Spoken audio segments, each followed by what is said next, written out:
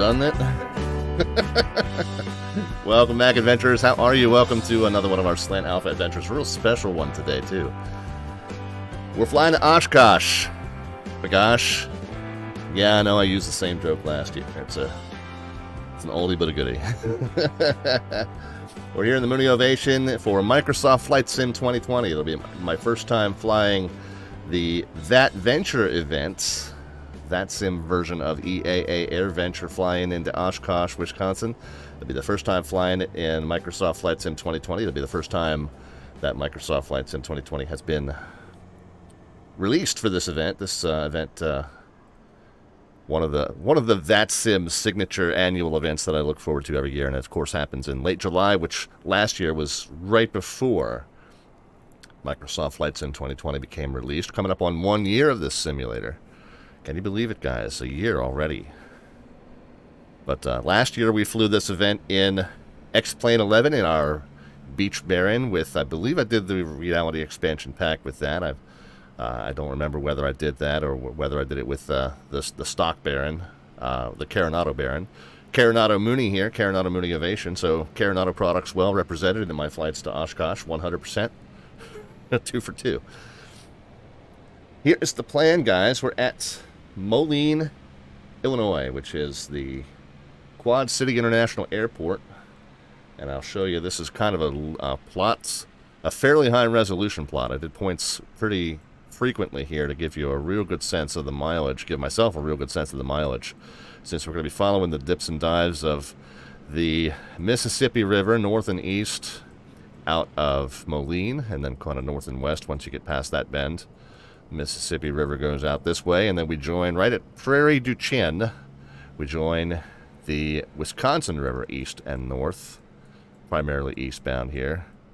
And then when we get to Prairie du Sac and Lake Wisconsin, at the point we hit Lake Wisconsin, that is where we break off essentially. Well, we follow the river just kind of northeast, but we'll break off as the river bends around west to Portage and Dells. We will continue north and east to Green Lake, which is where we will pick up the transition point into Ripon, and then the Fisk Arrival, which follows the railroad tracks, and then there's Oshkosh. Now, depending on how busy they get on VATSIM, they might push the transition point back to Puckaway Lake here, just to the west.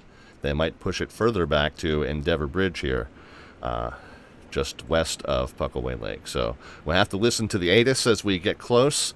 They recommend that you listen to that ATIS message no later than 60 miles out. 60 miles is essentially right there at Lake Wisconsin. So really, once we make the break eastbound along the Wisconsin River, we get about halfway out, maybe as we're passing this Tri-County Regional Airport here near Lone Rock. Maybe that's when we'll start, as we start to bend to the north here, that's when we'll start listening to the ATIS message. But we want to have digested the contents of that ATIS message by the time we get to Lake Wisconsin, and then we will break off of the Wisconsin River, following north to either Puckaway Lake or Green Lake, or if north and east rather, northeastbound to those two, or if we have to, at that point, head straight up to Endeavor Bridge for that transition. We'll just add this last point in here, and we'll basically go straight northbound off the river to Endeavor Bridge. By the way, let's see if we can delete that point there. We're taking on about an hour, even almost 2 hours of extra fuel. So this is one thing that you do want to be sure that you do, and take on a bunch of extra fuel. I'm going to go over here real quick to VATUSA.net, because I want to show you where the NOTAM is ready to rock your wings. Yeah, we are. Now on VATSIM, there's a special way we do that, and I'll show you. But absolutely, buddy. Salutes here. We want to go to the Pilot Tools and Events Calendar. And today we can see VATVenture Part 2 is happening on Thursday, by the way. So if you're not able to fly along today, but you want to get a taste for it, you can do it Thursday evening, the 22nd. But here's Part 1. And on both, they've got the NOTAM right here, a Google Drive link, which I already have open. And you really do want to read through this. You don't have to memorize it. It's like 30 pages. You don't have to memorize it, but you do definitely want to get a flavor for what's in it. And when we figure out what our arrival runways are, we'll know, what the pattern's supposed to look like, and then we'll know where our parking area is supposed to be. Now, to Salyut's points, and then for departures, there's some more down there, but there's all kinds of parking information. You really do want to skim through this whole thing. Last year, the mistake I made was not skimming to the end where they have all the parking information, because once you get down, there's a standard taxi routing that you're supposed to take from your arrival runway to the parking area, and that was the thing I missed last year, was expecting to get directed via some sort of a ground control, but they don't. They're pretty much focused on bringing the next arrival in after you, so they expect you to know the route you're supposed to take from your arrival runway to parking, and that was the one thing I missed in this last year. So make sure you read it all the way through to the end. The how to rock your wings. Okay, so this is on I think the 4th page. It's marked page 3, but it's page 4 of the PDF. How to rock your wings. So VATSIM, as of right now, does not yet have that velocity project implemented. The velocity project should make us able to visually rock our wings to the controllers starting maybe the next time we fly this thing next year. But right now, VATSIM sends, and we found this out when we were up at the, well, we knew this, but we saw it in action when we were up at the air show, the Abbotsford virtual air show that we did. So VATSIM only sends a position update on planes around you every 5 seconds. So any motion that happens in between those position updates is just interpolated by your pilot client. So sudden changes of attitude or direction are often kind of missed because of that phenomenon. So in order to rock our wings on VATSIM, right now we're just using the ident feature in our aircraft and our transponders, and in fact the transponder ident doesn't even work in Microsoft Flight Sim 2020 as far as I know, so we actually have to use the pilot client. Oh, speaking of pilot client, you know what, I haven't loaded up that vPilot yet. Guess maybe I should connect. Yeah, I'm a Mooney, and I'll follow the flight plan here in just a moment. But anyway, the ident button up here at the top of your pilot client is the way you would rock your wings when you're told to. One other thing with the flight plan, which we'll talk about here in just a moment, because they can't see truly what livery you're flying within your own simulator. The only thing that you transmit over the network to be rendered to other players is your call sign and your aircraft type, essentially. So in order to know what color aircraft you are, what color Mooney you are, you need to put that in your flight plan remarks. Matter of fact, there on that very same page we were looking at, VFR flight plan, please include your aircraft color in the remarks section. Oops, trying to highlight that and it's not letting me. But anyway, there you go. Please include your aircraft color. So that way they can do that whole thing with the Fisk Approach controllers can go, okay, we can see the blue and white Mooney. Blue and white Mooney, give us a wing rock. All right, great rock, Mooney. So we'll be hearing stuff like that going on later. All right, let's go ahead and get going, guys. Hope to be airborne by about 13 minutes from now, and we're kind of pushing it since I've yammered on and given you a taste of what we're going to be doing. And hopefully you guys have got a sense of it now. Oh, I'm going to boot up my GEES landing stats analysis thing too, because we will be soliciting your predictions of my descent rate upon the moment the wheels touch for later on. Long flight after 3 hours until it starts. No, it starts now. Actually, starts at noon, and our flight time's probably going to be about an hour and a half. 1600 Zulu time, so that's 18 minutes ago. DJ Ryland is here. Says, "Can I ask for some help?" Ken Prayer's here. I'm new to VATSIM, need some help with that. DJ Ryland, I'm not going to have time to talk through a whole bunch of beginners stuff, but I would encourage you to look at the tutorials page or tutorials playlist on our YouTube channel down on the lower left of your screen there. Hit that link up, and or just Google Slant Alpha Adventures search it on YouTube, and it'll come right up. But we've got a playlist there called VATSIM Tutorials. And there's one there on how to, kind of a basic thing on how to what to say to VATSIM controllers, how to communicate with VATSIM controllers, what to say, how to put together an IFR flight plan, how to come up with a VFR route to put in your plan, to come up with a VFR plan. There's a tutorial over there on what the equipment suffixes mean. There's all kinds of great tutorials over there. There's a tutorial on estimating your flight time and fuel if you want to do that that way, your own, instead of using like SimBrief or another outside planning process. Do you have to go through pilot school? No, you can connect to VATSIM without any kind of training whatsoever. However, it's certainly recommended that you fly an aircraft that you know well enough to be able to maintain a heading, maintain altitude, maintain an assigned speed. So you have to be able to follow instructions. So you have to know your airplane well enough to be, you know, able to fly the instruction that you're given. But there's no kind of pilot training that is required. There's kind of an entrance exam where you have to answer some basic questions about connecting to the network where you're not disrupting others, where, you know, connecting in a parking area and not connecting on a runway. Some basic VATSIM etiquette policies that you need to kind of read up on first before you connect. So there is a little bit of an entrance exam, but nothing too serious.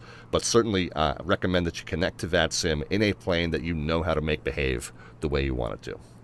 But yeah, check out that playlist. Ken Pryor was nice enough to link that tutorials page over there for you.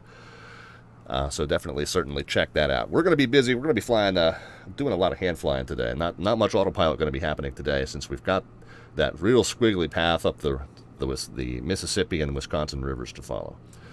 All right, we've got the pre-flight stuff done. Let's hop into the aircraft. And let's see. Let's back up. Results in error. It's yeah. You know, real quick. VATUSA.net.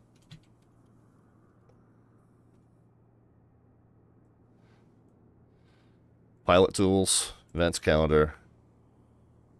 Click on today, and the Google Drive link is right there. So it's working for me. Not sure why it wouldn't be working for you.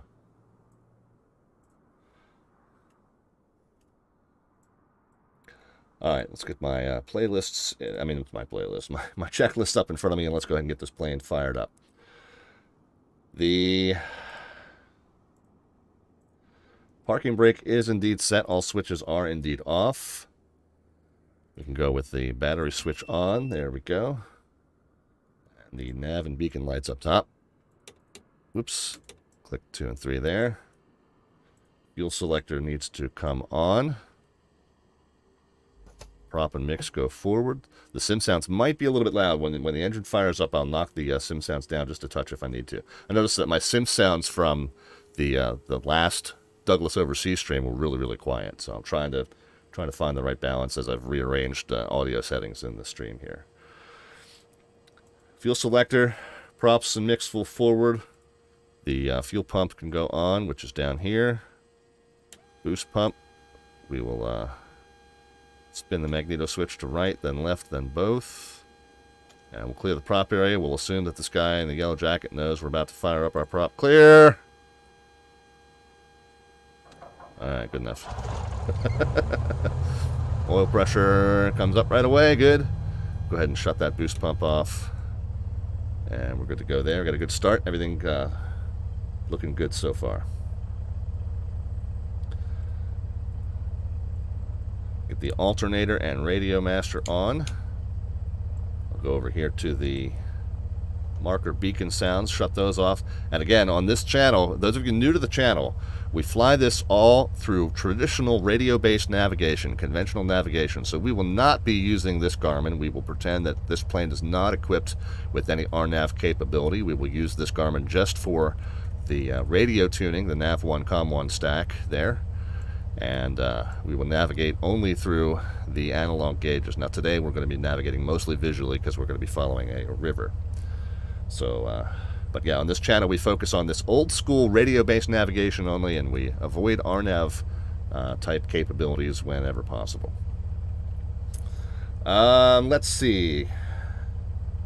I do like to set the fuel to endurance, and you'll see when we get flying. Of course, we got 99 gallons and then some as we're sitting on the ramp here, but when we get up to cruise, you'll see it count down the amount of fuel we have left in terms of time, which is nice information to have, so I like to have that there.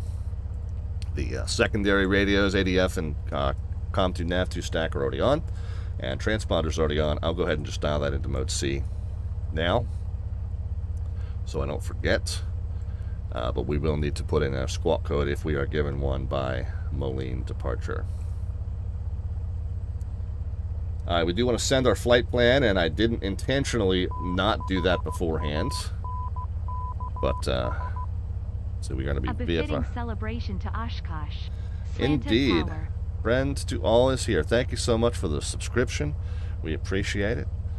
And we are getting ready to go from KMLI to KOSH. I filed an alternate, I think, of Milwaukee. Or we'll file Milwaukee. 16:30 is our departure time. We're going to be a little bit late for that. Time and routes, I have calculated as 135 with 447 in the tanks. So that's a good amount of extra fuel just in case we end up in a holding pattern. Cruise speed will be 180. We're going to knock the VFR cruising altitude down to 5,500. We're not doing wings IFR 11. We're just going to call this VFR northeast bound. And as requested,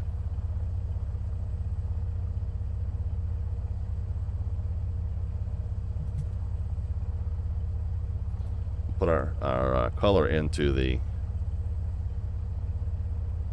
remarks there. Alright, we'll go ahead and what air traffic control do we have down here at Moline? I guess it's just the center controller on 120.35, and we'll just get a METAR observation since there's no ATIS here.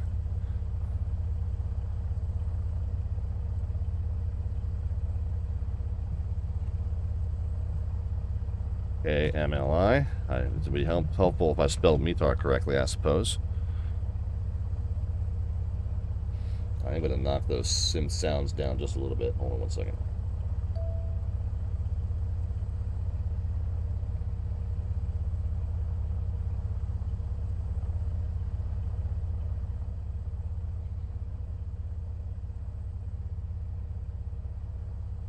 Alright, we'll see if those are quiet enough to hear me over, but loud enough for you guys to hear.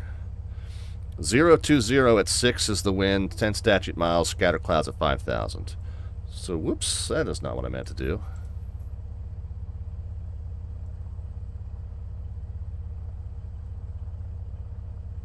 Oh, crap, that's not what I meant to do either.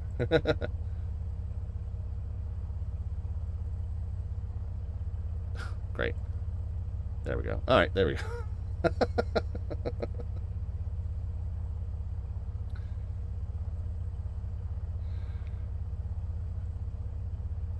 Fun, fun, fun. Alright, what was the altimeter, by the way? I didn't see it. Oh, and I've lost it, because now I gotta get KMLI. Altimeter 3021, so we'll set that here on the altitude. 3021 is this way. The charted field elevation at our origin is 590, and we're showing 540. So within 75. I normally don't worry. The Microsoft Flight Sim weather differs slightly from current anyway, so all good. What did we say the wind was? 020 something. We got a runway 5 and we got a runway 9. It's 020 at 6, so I'm not going to worry too much. We'll see what the controller says. This is Class Charlie Airport, so it is towered, and we will get instructions to taxi. Oh, and we're actually, we're down here by this FBO, I think. So a departure off runway 5 wouldn't actually be too bad. So we'll request runway 5.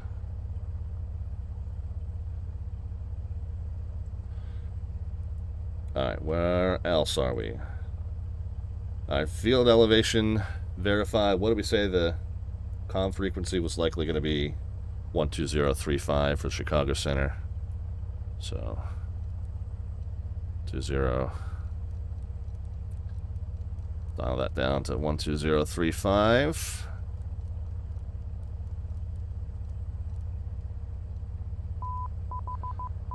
Swap it in. 5, runway 32, clear Oh, for we can takeoff. hear that chatter.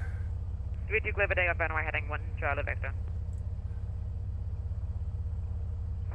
Chicago Center, Bonanza 38 Romeo at Cedar Rapids with the weather. Request VFR We got eastbound Pedro to Cavi with Oshkosh. us. We got Manuel Brabin with us. We got the follow there from Manuel as well. Thank you guys. Appreciate you being here. Bonanza 38 Romeo, Chicago Center, good morning. Maintain VFR below That's 4,800, departure with me, squawk 1360. Do I think the 787 is worth $35? I have no idea. I don't fly a whole lot of airliners on this channel. I'm mostly a general aviation guy. But you're welcome to petition the rest of my chat for opinions on that. Maybe somebody in the chat has it or has some opinions on it. Al South MIA is here. Bonanza 38 Romeo, roger, runway 9 taxi, so- Alpha 1, cross runway 31.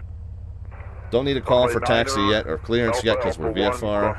There's no nav and ADF tuners to set. I am actually going to set, even though we are going to just navigate this visually, I am going to set the Oshkosh VOR on 11675, so we'll have kind of a distance reference to the airport, just as a fail-safe to know where we are and how close we are. So 11675 was that. We'll swap that down there. 1675.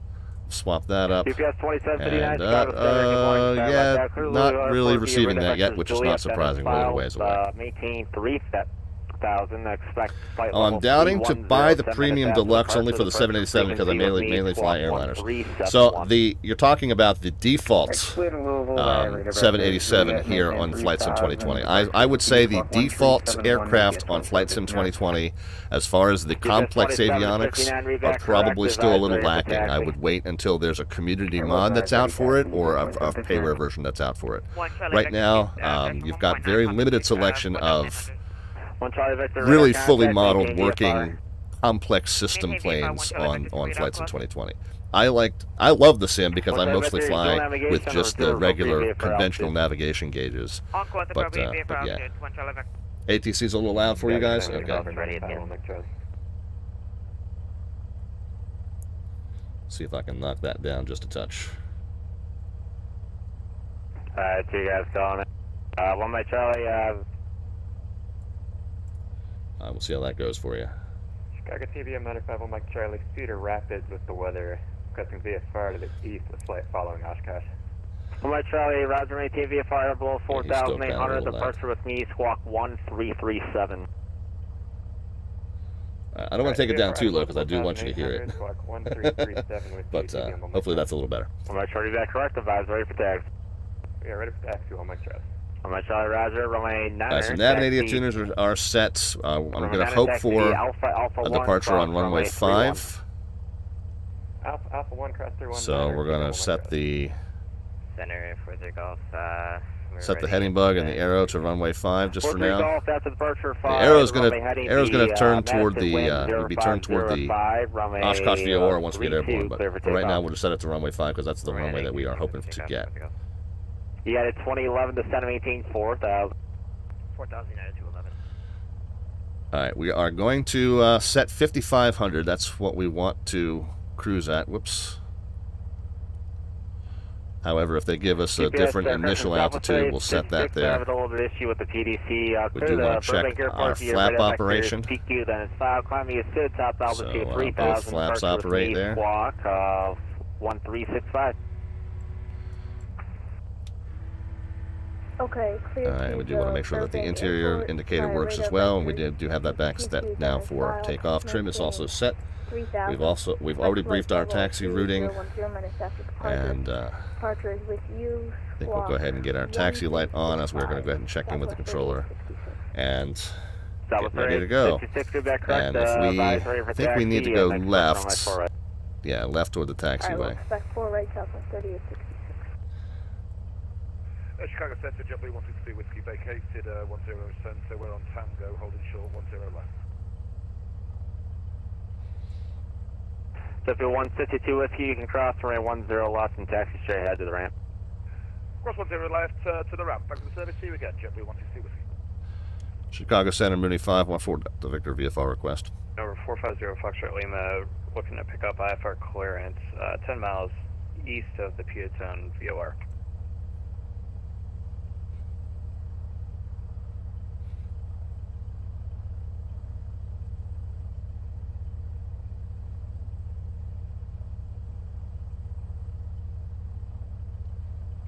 Chicago Center, Mooney 514 Delta Victor VFR request. 0 Foxtrot Lima Squawk 1321. He's very busy.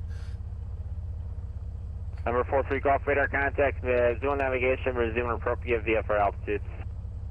No navigation, VFR altitudes for the Gulf. Alright, so and what are we looking for? So really northeastbound, so really straight out departure if we're going to pick up the river. Kind of if we delete that and go kind of more or less straight out, that'll work. We'll try them again in a second. Guitar 726, roger, expect clearance. Actually, I don't have a flight pattern for you if you want to refile. Okay.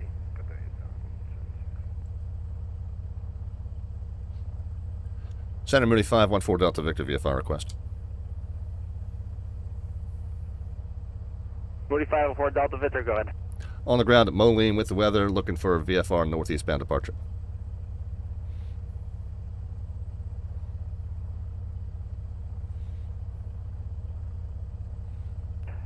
Fort Delta Victor, roger, maintain VFR at or below 4,500, and departure with me, squawk 1317. VFR at or below 4,500, departure with you, and 1317, 514 Delta Victor. Fort Delta Victor, read back correct, advise ready for taxi. We are ready for taxi. Runway 5 will work for us if that's okay. We're on the south side FBO. Fort Delta Victor, roger, runway 5, taxi via Kilo 6, Kilo 1. All right, Kilo 6, Kilo 1 to runway 5, 5 Delta Victor. Chicago Center, UPS 2759, read your taxi. All right, Kilo 6 is out here to the west. UPS 2759, runway 7, taxi via Foxtrot I think I did get the taxi light on. Yeah, we did. Getting off the ground. It's going to end up off the ground slightly Alright, just Foxtrot for UPS 2759. later than planned.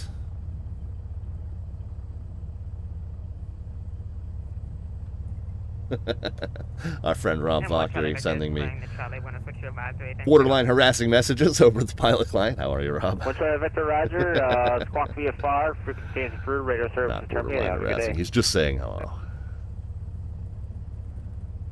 I don't know why I didn't hear that. Yeah, it's 211 to turn That left chat 180. message alert.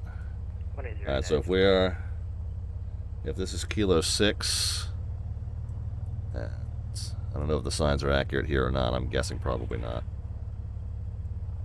But yeah, that's the longer taxiway we got to take out to the end of the runway. Okay, so that's got to be Kilo.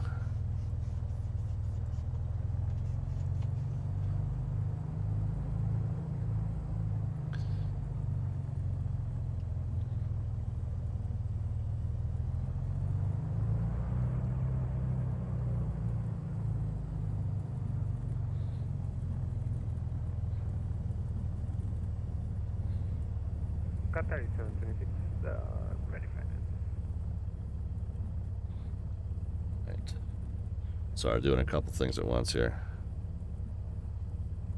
Center number 46 off, clearing the Charlie. Good time, 726. And he did say 4,500 till advised. And 43 got Golf, that dialed in. roger, squawk VFR. You want to and do a radar quick run-up when we services get are down to the end? terminated And frequency change approved. Have a good flight. VFR over to advisory, thanks for the go. Yeah, the 211, turn left heading 120. 120, United 211.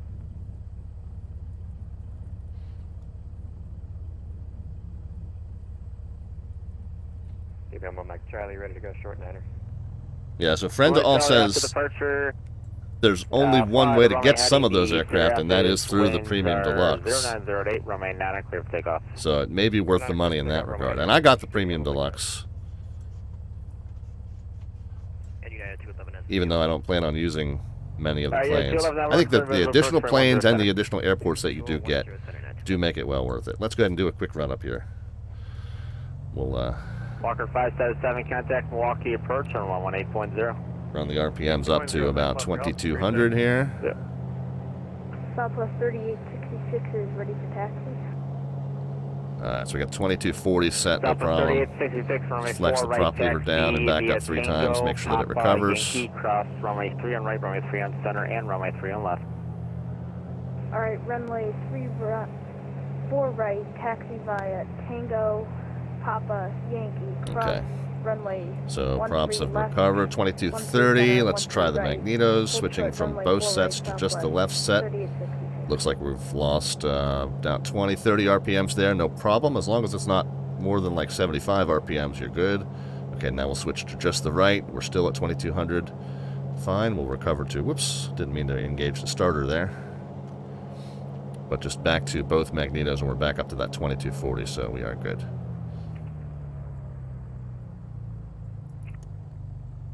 Center Mooney 514 Delta Victor, short of 5 at Moline, ready. Fort Delta Victor has the first for fly the runway heading. The Moline winds are Moline wind 020 at 6, runway 5, clear for takeoff. Alright, clear for takeoff, runway heading, 514 Delta Victor. On my Charlie radar contact, maintain VFR and resume navigation. Strobes on. Yeah, recognition lights on, landing lights on, taxi light off, and pitot heat on. The only thing I didn't do, I should have said the runway number with that takeoff clearance. Alright. Temps and pressure's all looking good. We'll set our takeoff power.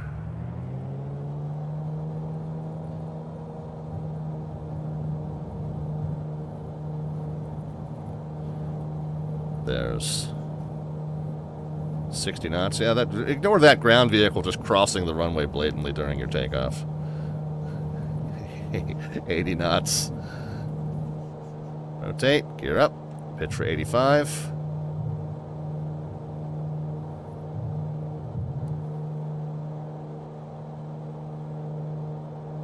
Yeah, 211 at her, wind 090 at 8, runway 10 center, clear to land. Alright, once we get through about 400 above ground level, go ahead and pull those flaps in, which I forgot to do last time I flew this plane. Fort Delta Victor radar contact, maintain VFR and resume navigation. Alright, 1,100, we'll maintain VFR, resume on navigation 5 and Fort Delta Victor. I know we didn't ask for the altitude, but he's supposed to.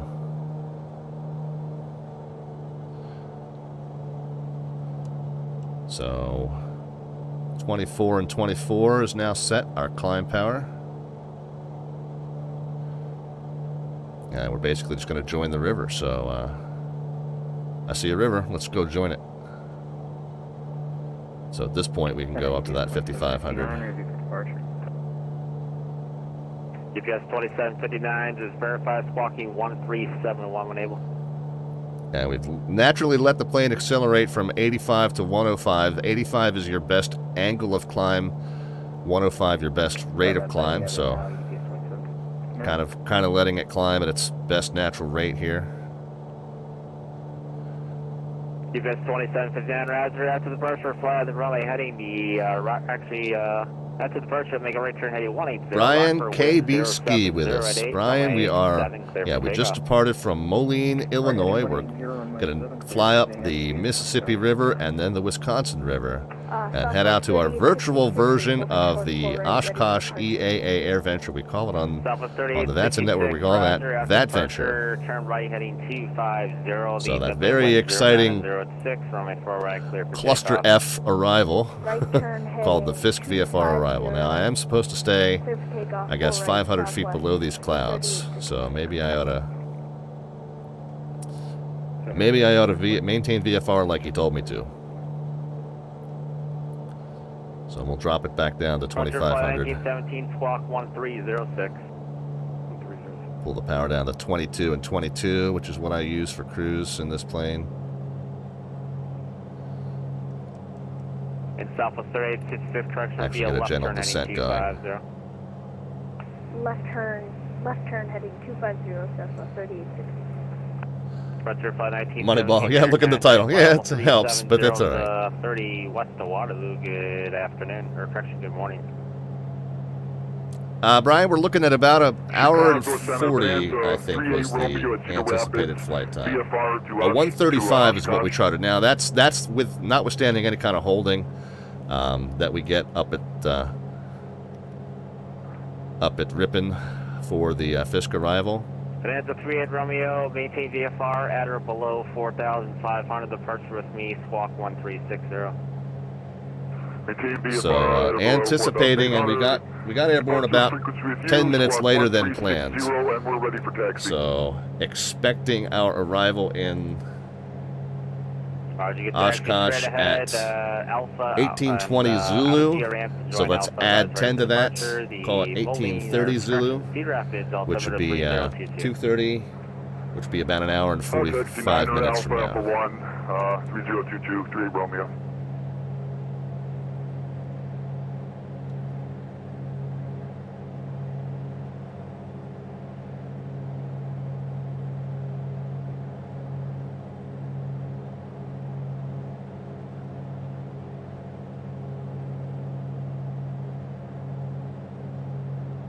Yeah, so we've had to kind of settle it in at 2,000 feet here.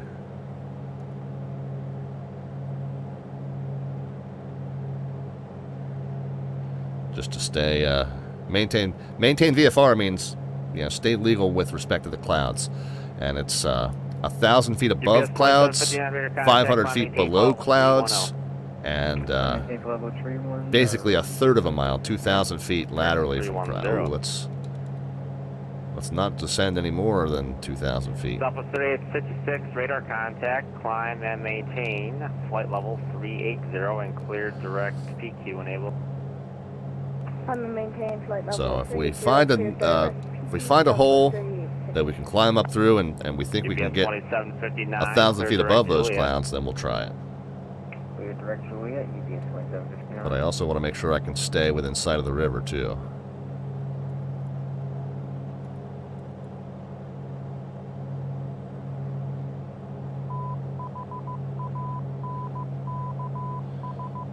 We got John R72 with the follow. Thank you so much for that, John. Welcome, welcome, welcome. We're heading up to Oshkosh, guys.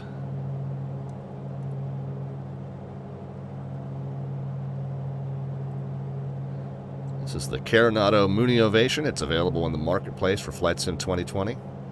Should we try to shoot up through that gap there? Yeah, we'll stay nice and low. I like staying low over the water. Just got to keep hand trimming it down. 22 and 22. All right, since we're cruising, I'll go ahead and lean out the. We don't need that blue arc for climb power anymore, so we'll go ahead and lean it out. And Piper 0 Foxtrot Lima, are you still and then looking we'll for go. an IFR? So lean is the highest it gets there is 1545. We'll go 50 degrees rich of that, which would be about 1495. So there you go. That's close enough. Oh, landed right on it too. Chicago Center, Bonanza 136 Foxtrot Mike, holding short. Oh, I love this Mooney. Now, how accurate is it? I have no idea, dude. No idea. I'm not a real world pilot. Flies pretty nicely. I do not use, for your reference, I do not use that Garmin unit. I believe the Garmin is just the default Sims Garmin. And all of the complex avionics in the sim are modeled not to complete what we call study level. So I think it flies wonderfully if you rely on just the conventional navigation gauges, which is what we focus on this channel. It's there, Dave, but you know we put the post-it note up over it. Please ignore.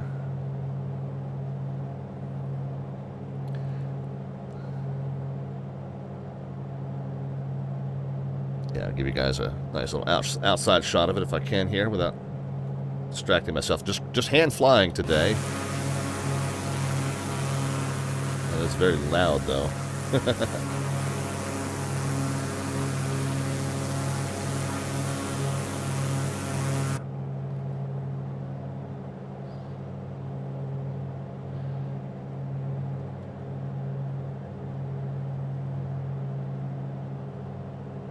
I need to make sure, guys.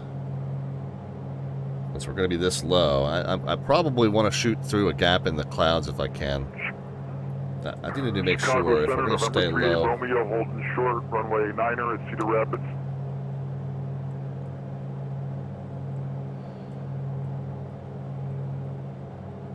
That we're not in any other airspace. So when we get over to Dubuque, we just need to stay over the water. That way we're east of that delta at Dubuque. Matter of fact, I'm going to tune that Dubuque VOR just so I have a distance reference for it and I can pay extra special attention. Dubuque VOR is on 115.8.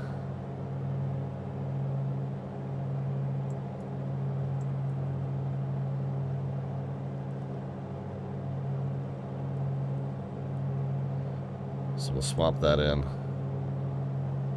Yeah, not really concerned about the. I mean, we'll spin the needle so that it centers.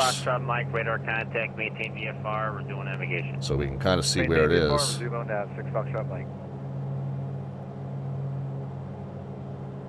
But 43 miles yet to our left, so we don't have to worry about that too much just yet.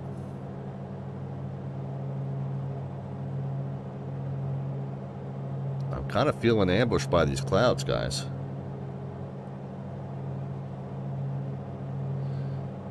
But yeah, so Dubuque is following the river up. Dubuque is the next one where we have to worry about airspace. Got this delta here, but it looks like if you're over the water, then it looks like you're east of that delta airspace. So we'll just make sure, as we pass by it, we'll just make double sure that we're over the water. Maybe we'll cheat a little bit to the east, just to make sure that we, November 3, just to make sure that we contact, maintain VFR, resume navigation.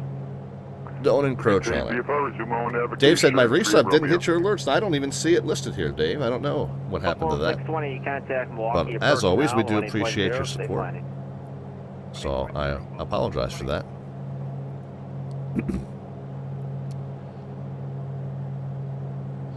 All right, Ken Pryor's ducking out. Titanium Druid is here. Haven't seen you in a little bit, Titanium. Hope all is well.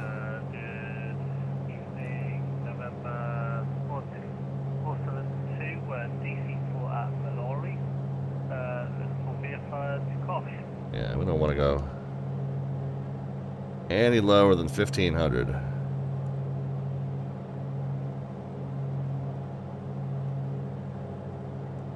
Number 472. How are the skies treating you? Well, other than the clouds that are trying to box us in, we're good. No, things are very good, Titanium Druid. We departure with me, squawk 1363. Been having a good time here lately. Been doing some really interesting flights here in both VATSIM 2020 and X-Plane. Hope that you get a chance to at least drop in on some of them. You can, yeah, Undone says it perfectly, between a cloud and a wet place. Let's make sure I don't slip too much altitude off in the turn here. Don't have much of it to slip. Chicago Center, experimental 524 Victor Fox, that is some crash. We're back to north, near west.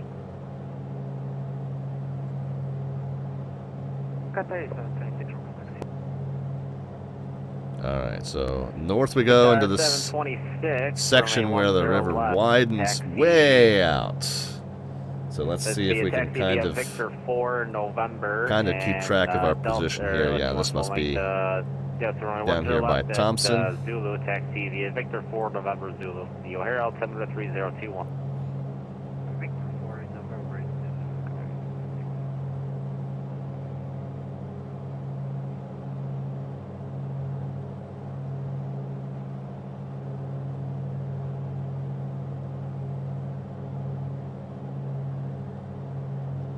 Number 524 Victor Foxtrot, Roger, welcome back. By the way, we're outside of that Charlie now. I think what we'll do, or what we should do probably,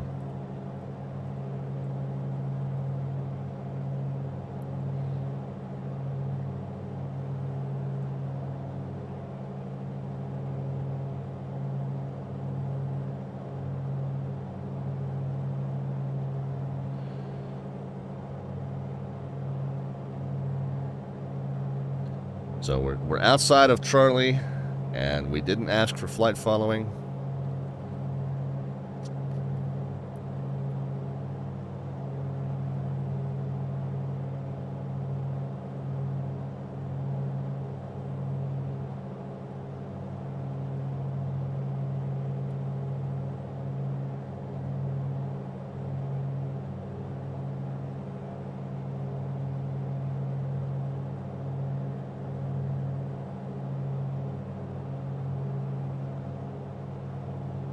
He gave us a squawk because we were departing his Charlie in radar airspace.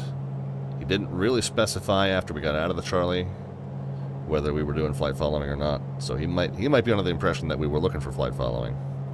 But now that if he notices we've switched over to squawk VFR, he'll realize that we weren't.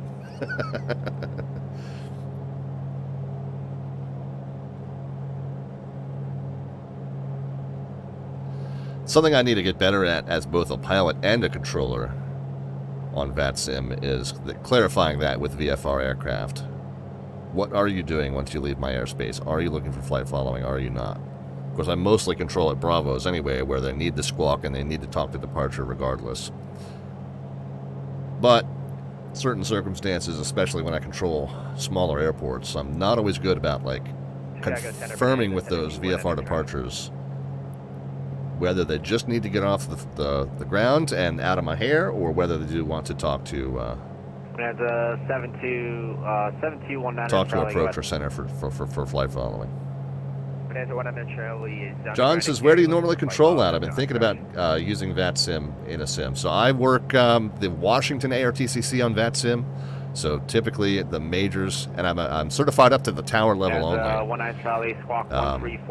But typically that would mean our majors of DCA, Dulles, and Baltimore. Occasionally means places like Raleigh-Durham and Norfolk, and November 472, Roger. Richmond occasionally as well. Runway 5, taxi. Is anyone else not seeing a KOSH ATIS? It might be a distance thing. I mean, I don't think we're going to see it this far out. Center Bonanza 19 Charlie, ready for taxi. Yeah, it looks like it's on line. VATSPY shows it. Bonanza 19 Charlie, Roger. Runway. But if you're way down here like I am, you may not be seeing it yet.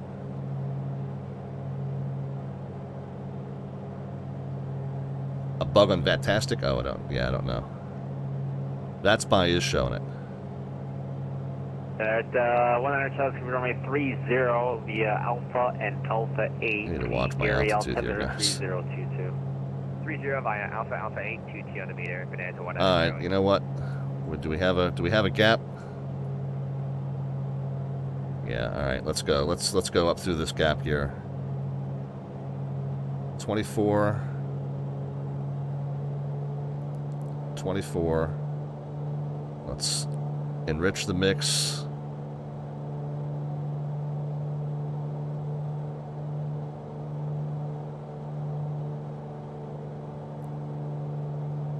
And let's just pitch for our best rate of climb speed, which is that 105.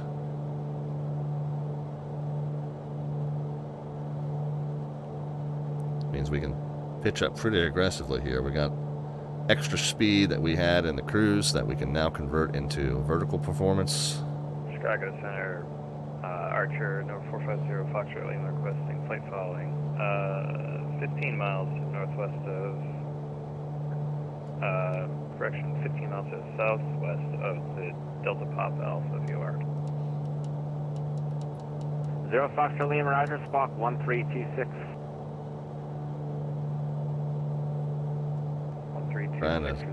Trying to stay in the gap there. Bonanza 19 Charlie, short at 30, ready to go. Bonanza 19 Charlie, out to departure 5, the runway heading, runway 30, clear for takeoff. The Gary Wood 0206. Runway heading 30, clear for takeoff. Bonanza 19 Charlie. 4 on the manifold pressure. I'll tell you what, we've burned off 5 gallons off of our left tank. I can go ahead and switch over to the right tank here.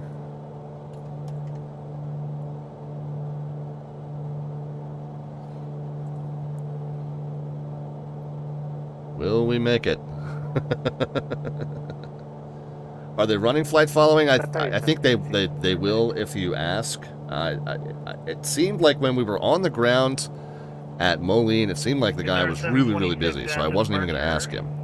It seems now that we're airborne that there have been some pretty good gaps in transmissions where he doesn't seem like he's completely overwhelmed, so he may be able to offer it. Radar contact, approximately 2,100. Yeah, I'm not sure I'm completely staying legal with these clouds. And we're at 5,000 almost, and we're still not above them. And we're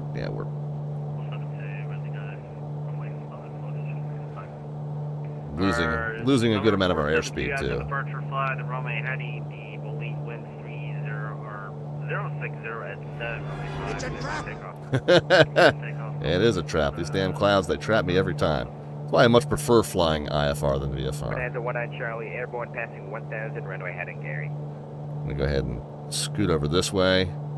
Man, we just really need to make sure we keep an eye on that river so that once I get up above the cloud layer. Roger, swinging for rear to pick you up. Swinging right, Bonanza 19 Charlie. And I know I had filed 55, but since we're in Class Echo airspace, we can kind of go to whatever altitude we need VFR, as long as we stay at VFR altitudes, that is.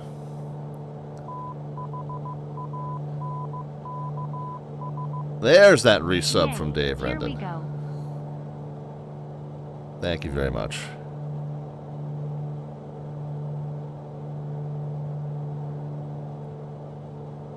Good afternoon, Chicago Center, Chapel 1005 for the flight standby clearance to Newark. Clearance request standby, Unit 1 and Swift clearance via PDC. Guitar 726, radar contact, climb maintain flight level 310, direct mobile. We will stand by for Chapel 1005. Good day, son. So I'm kind of at this point pitching for that best angle speed of 85. Are they running Green Lake? We haven't checked in with the ATIS yet, so we don't yet know whether they're pushed back to Puckaway or the bridge yet. Chicago Center, Southwest 3866, requesting to step away for a few minutes. Number 472, radar contact, maintain VFR, resume navigation. Alright, I'm going to set the heading bug to north so that I know whether I'm supposed to be on a westbound heading or an eastbound heading. 3866, that's approved, just advised back. Alright, Southwest 3866. 24 and 24. Charlie's out at 2.4. 1 on Charlie, radar contact, maintain VFR, resume navigation. VFR on Alright, now I'm starting to feel like we're above the cloud layers there. Let's go to 8,500 because we are westbound right now. Cancel flight following. And I don't think we need to worry about that delta at Dubuque at this point. I think we're going to be well above that delta at Dubuque at this point. Terminated, Squawk VFR, for exchange approved. Thanks for the help, 524 Victor. Hey, here. Chicago Center, United 2395, off gate Charlie 17, south, Now, see, to me, I'm experiencing the same thing that I experience in X-Plane. Yeah, the 2395. Those clouds do not look like they go all the way down to 1500. 9 center at Foxtrot, taxi via Alpha 3, Juliet. But we felt like we were boxed in, didn't we?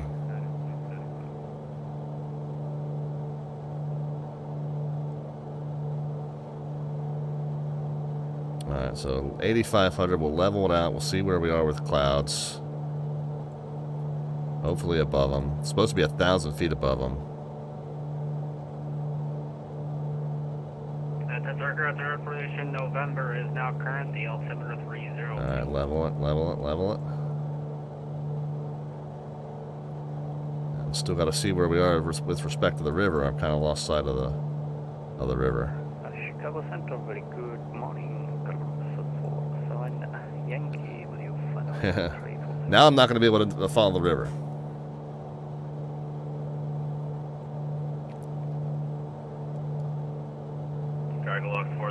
Yankee Chicago, squawk 1347.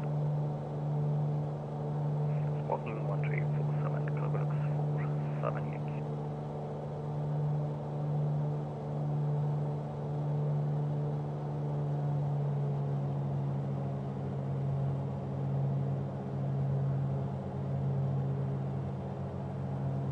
All right, well,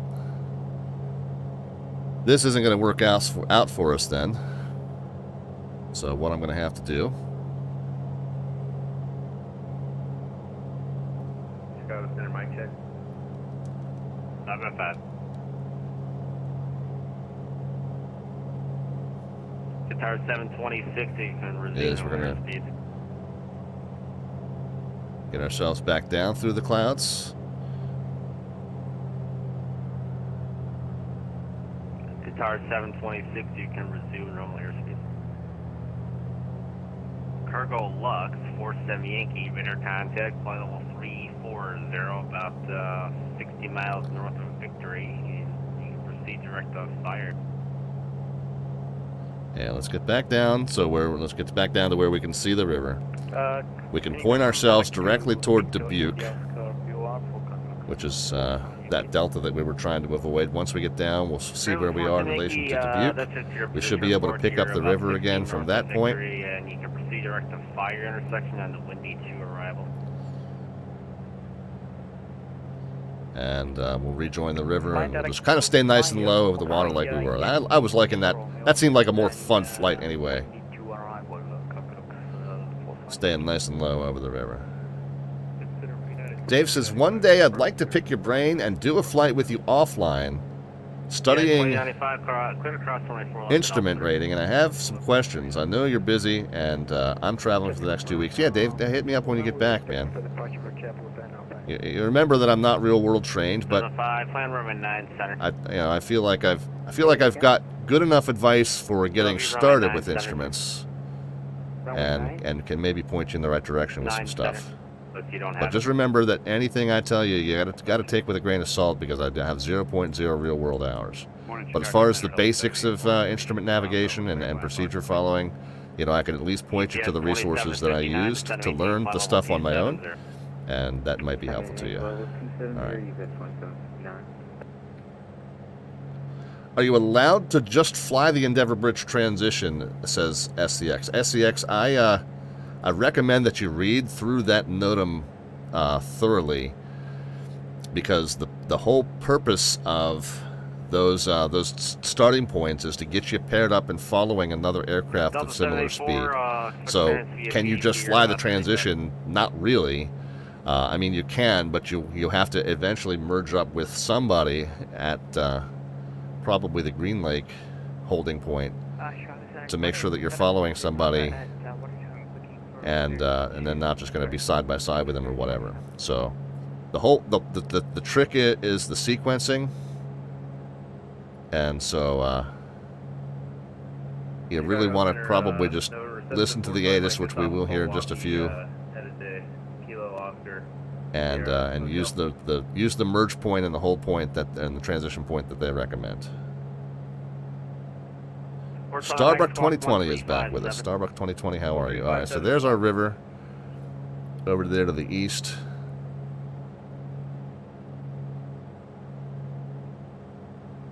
And Phenom 428 Papa cleared to destination airport via radar vectors northwest. See if we can level it off at 3,500 here. Departure frequency with me, squawk. Took flight level 430. 10 minutes after the departure frequency will be with me, squawk 1347.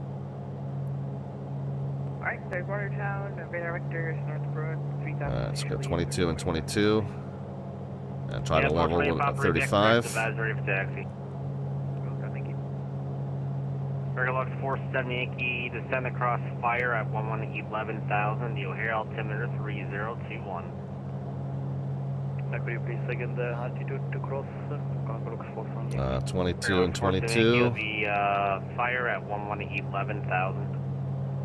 Alright, we'll get it leaned out to, crossing fire, yeah, again, 1495 or thereabouts. Good enough. Yeah, it'll be 11,000. Europe. Alright, so 3,500 is okay. It seems like it's working okay for us cloud-wise now. And let's go rejoin our river. Dubuque is 15 miles to our west. You guys can't see the DME. The DME's down here. So Dubuque is 15 miles to our west, or to our left rather, to our northwest really.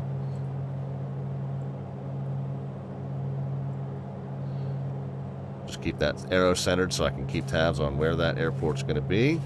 And that way we'll know when we get there that we've got to stay over the water or east of it. Chicago Center, American 1104, good morning. Looking for KMLI. Southwest 3856 in airspace to the southwest of Kansas City is offline. Radar service is terminated. Frequency change up for so on. Alright.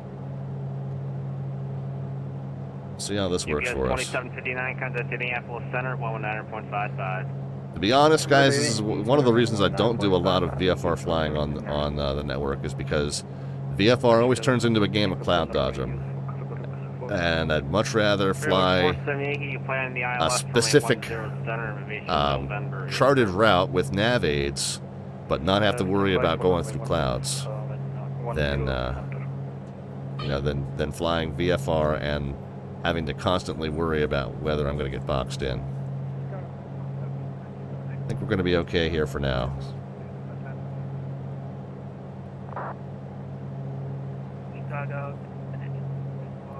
And so now we've rejoined the river. Let's see if I can figure out where I've rejoined the river. We're in a swing that's kind of northeast and then straight up to the north.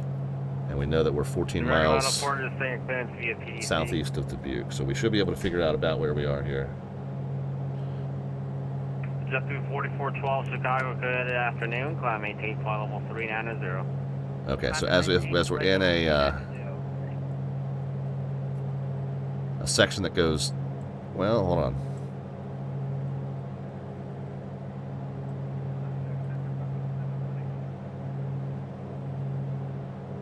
Airline 9-7 Echo, go ahead.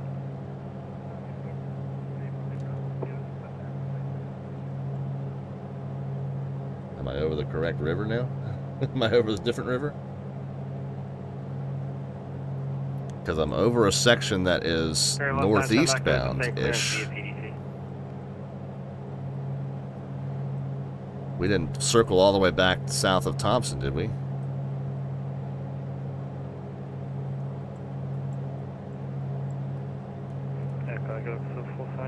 We can accept runway 10 center.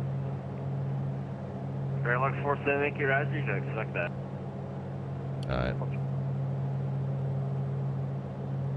Yeah, it's 2395, radar contact, line maintain flight level 320 and clear at Dolan. Toto? Yeah, I'm starting to have that feeling too.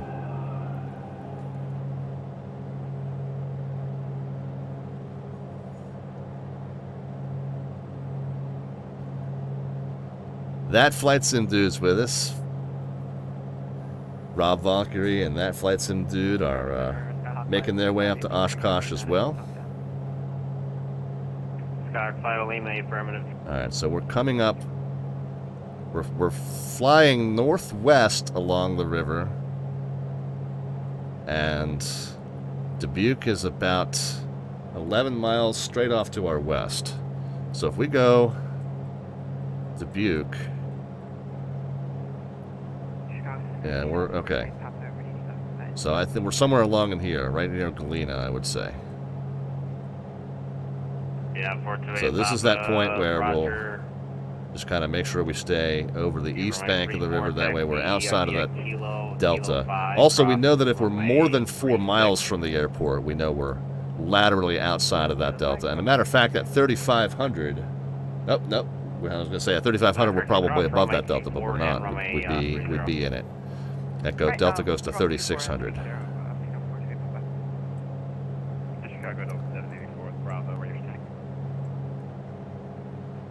So yeah, we'll shade just a slight bit. Delta taxi via Alpha 15, November, Delta. Just a slight bit east. Alpha 15, November, Delta 10 left, Delta intersection. Shadow Mike Gaming is behind us heading up to Oshkosh. 4 Day says we're over North Bellevue. Yeah, okay, yep, that makes sense. That's kind of where I had...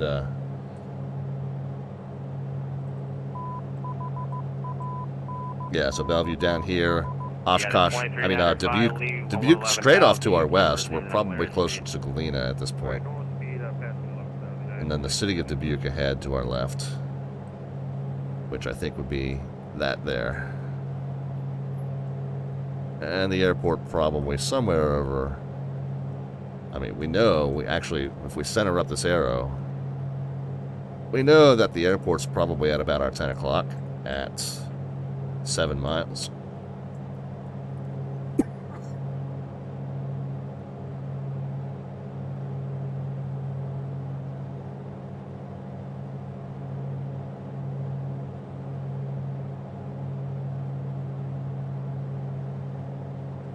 That might be it right there.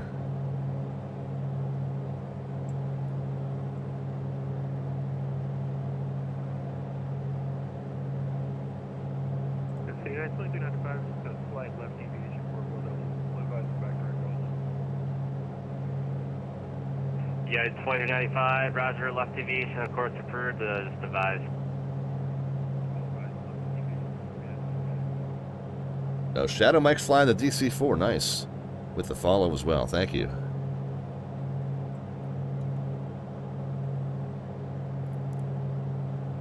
Alright, so 22, yeah, so 22 on the manifold, 22 on the RPMs. Leaned to 50 degrees, richer peak, so we're all good there. Seems like we're below the cloud layer by at least 500, so I think we're good there.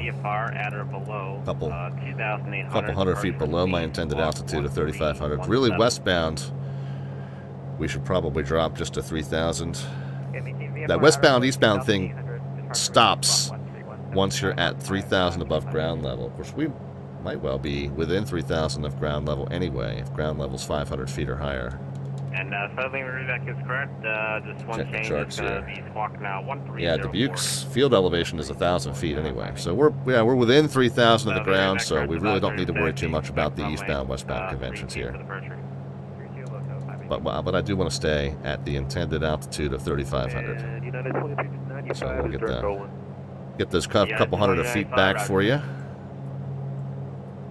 And the airport now should be kind of over our left shoulder.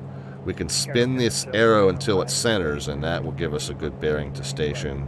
And yeah, it's well over our left shoulder now, at a distance of 7 miles and increasing. So I'm going to swap that back to the Oshkosh VOR, which we had said earlier was on 11675 here, 11675. I think that's probably still in my standby. Yeah, 1675 is there. And we're not yet receiving it. So not to worry though, still a little ways to go.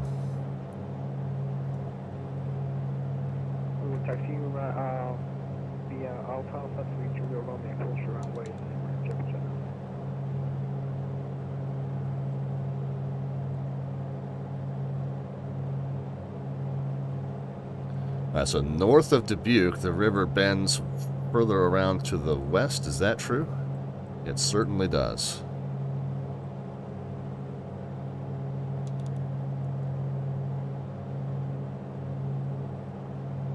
Fuel tanks are fairly well balanced. I think we're still on the right tank. And the right tank is indeed the heavier one now, but we'll run the right tank down to about 20, and then we'll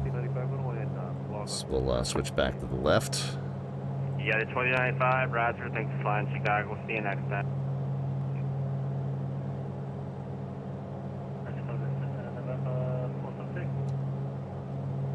Number 472, go ahead. We're going to log off because I may have just broke my plane. Okay, alright, no worries, see you next time, flying Chicago.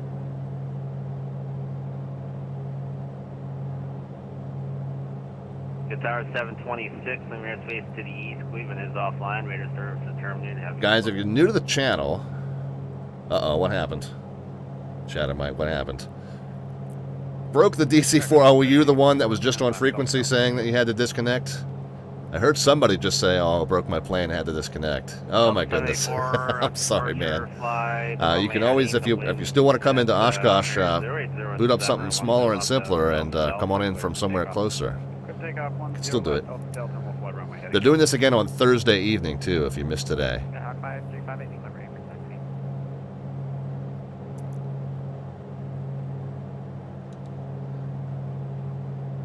Oh, well, that'll be the middle of the night Friday morning for you. But yeah, if you still want to do it today, there's still time. Boot up something smaller and simpler and fly in from somewhere closer. Can still get it done. But those of you that are new to the channel, just want to let you know about 2 of our monthly ongoing raffles that you can enter today. Well, if you're brand new to the channel, you won't be able to enter them today, but I'll explain. As you hang out with us, you're accumulating these Twitch channel points down there at the bottom of the chat panel. You got the alphabets serial icon. We call them alphabets on our channel here, and you accumulate those alphabets.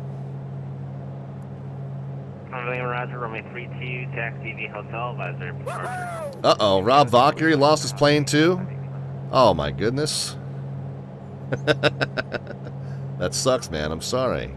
Chicago Center, good afternoon. Number 112 off on the ground at Madison VFR. You know, so I'll give you the same advice I was given to Shadow Mike. Boot something smaller and simpler and come in from someplace closer. You back on? Okay, very cool. All right, good. Yeah, hopefully it works out for you now. Anyway, those of you new to the channel, 2 ongoing raffles that we have, and we're going to pull both of those winners on July 30th. We tend to pull the winners toward the end of each month. The way to enter raffle number 1 is by cashing in those Twitch alphabets points, those Twitch channel points that you got there at the bottom of the chat panel. 1,000 gets you 1 entry. 5,000 gets you 6 entries for the price of 5. So you can continue to save those up. We've got 12 days left in the month before we pull that winner. So you can still kind of aim for that 5,000 threshold if you would like, and see if you can get 6 entries for the price of 5. However, you're also welcome to cash in 1,000 at a time, and there you go. I'm done with the big 5,000. Awesome. We'll get those put in for you. Readability just put in 5. Yeah, for 6 tickets as well. So we'll get those in for you probably after we get down at our destination today. Ken is back. Squawk 1375, number 112 Alpha. But yeah, we'll pull that winner on July the 30th, but continue to save up those channel points. Cash them in 5,000 at a time for 6 entries. Cash them in 1,000 at a time for 1 entry. And we'll pull that on July 30th. The other one that you want to enter, as we get established into the approach, basically once we're commencing the arrival procedure up into Fisk, or into Oshkosh, we'll start soliciting predictions for the descent rate upon touchdown. And we've got a little pop-up stats, little landing stats analyzer that'll show us the actual result. But the closest prediction will get an entry into the second raffle that we run on this channel, also to be pulled on July 30th. Old Grumpy Gamers here says, which plane? Yeah, this is the Carenado Mooney Ovation. Give you a quick outside shot of it as we go up the river without a paddle here.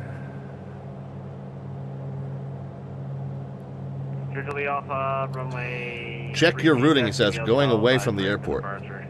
I know that. We're following a river, dude. It's not a direct path. You want to go direct? You got to use a GPS. We're going to make this right turn up here at Prairie du Chen. Check your looks like you're descending. I'm sorry, please repeat on the descending. And number 170, so you at the flight level 360 now. Apologies, we're flying up to 370. Okay, Roger. Climate team. Yeah, matter of fact, though, we should be coming up on that point where we're going to make that turn onto the Wisconsin River. So the Mississippi continues to go kind of north and west here. And as it bends up to where it's more of a due north, and we'll see this Prairie du Chen Airport, then we'll make our 90-degree right and start following the Wisconsin River in. Madison wind 003, runway 32, clear for takeoff. Runway heading 32, clear for takeoff. Gonna have 581.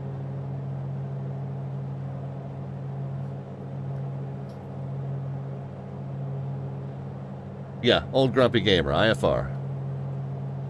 Or this is the way we like to say it. Roads?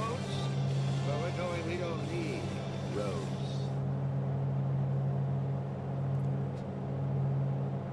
But yeah, it's not, if you look at the whole overall route here, it's not a very direct path that we're taking. We could probably have plotted a more direct path if we, you know, if we wanted to kind of try to navigate to some of these little towns and maybe along some of these little roads and railroads and stuff.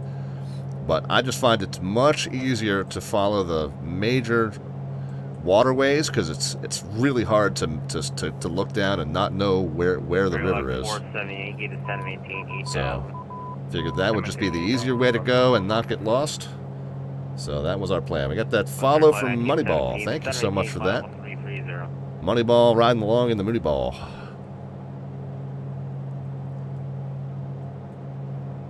Prairie du Chen PDC is where we're making that turn. Piper, Sirius off, ready to go, fast. Piper, Sirius off, fast, Mercer, flat runway heading. The Madison winds are 080 at 3, runway 3. Now we do have to make sure that we haven't missed it. Contact, maintain VFR. I think we're good. We're coming into a section of the river that's more. We're coming from a section that goes west to a section that goes north. So I believe we are making this bend right here. So that means we'll have another little bend to the west and north, and then we should see, you know, this town of Marquette and Prairie du Chen and make that right turn there at the Wisconsin River. And I think, I mean, we can kind of see way up ahead, there's another little zigzag, and then there does appear to be kind of a town there that might be, can't quite make out whether there's a waterway coming off to the east, but I would say a very good bet that that is where we're making to make our turn here. And we got the follow there from Grindelbot as well. Grindelbot, how are you? Heading up to Oshkosh, Bagosh. Moneyball says, are you from Wisconsin, Slant Alpha? No, I am actually from Baltimore, Maryland, over here on the East Coast. I wish SkyVector would have an overlay so you can see your position when connected to the sim, says Dave. Well, of course, the Navigraph chart, desktop charts app does that. You have SimLink. That SimLink that does work for that, and Navigraph desktop charts app does have en route high, en route low, and they just what they call the world map, so it's pretty similar. Go Orioles, says Moneyball. Yeah. Second worst record in the majors. I haven't been an Orioles fan since the 90s, dude. If it's not the Ravens or the Maryland men's basketball team, I'm pretty much out. Oh, there is an add-on for Flight Sim 2020 that does that, according to Readability. Grindelbot says, that USA posted your stream, shared it to a few other groups on Facebook. Thanks so much for that. Appreciate it, Grindelbot. W705. A little nav map would do it as well, says Aries. Yeah, so there you go, Dave. You got some options. Titanium is doing AGC to 29 Delta. That looks like that. North to the river, to the Allegheny, north until Katanning, head west to I-79, follow north, and it's just that easy. Yeah, man, if we wanted to go direct, we'd use the GPS. I consider that cheating. Where's the fun in that?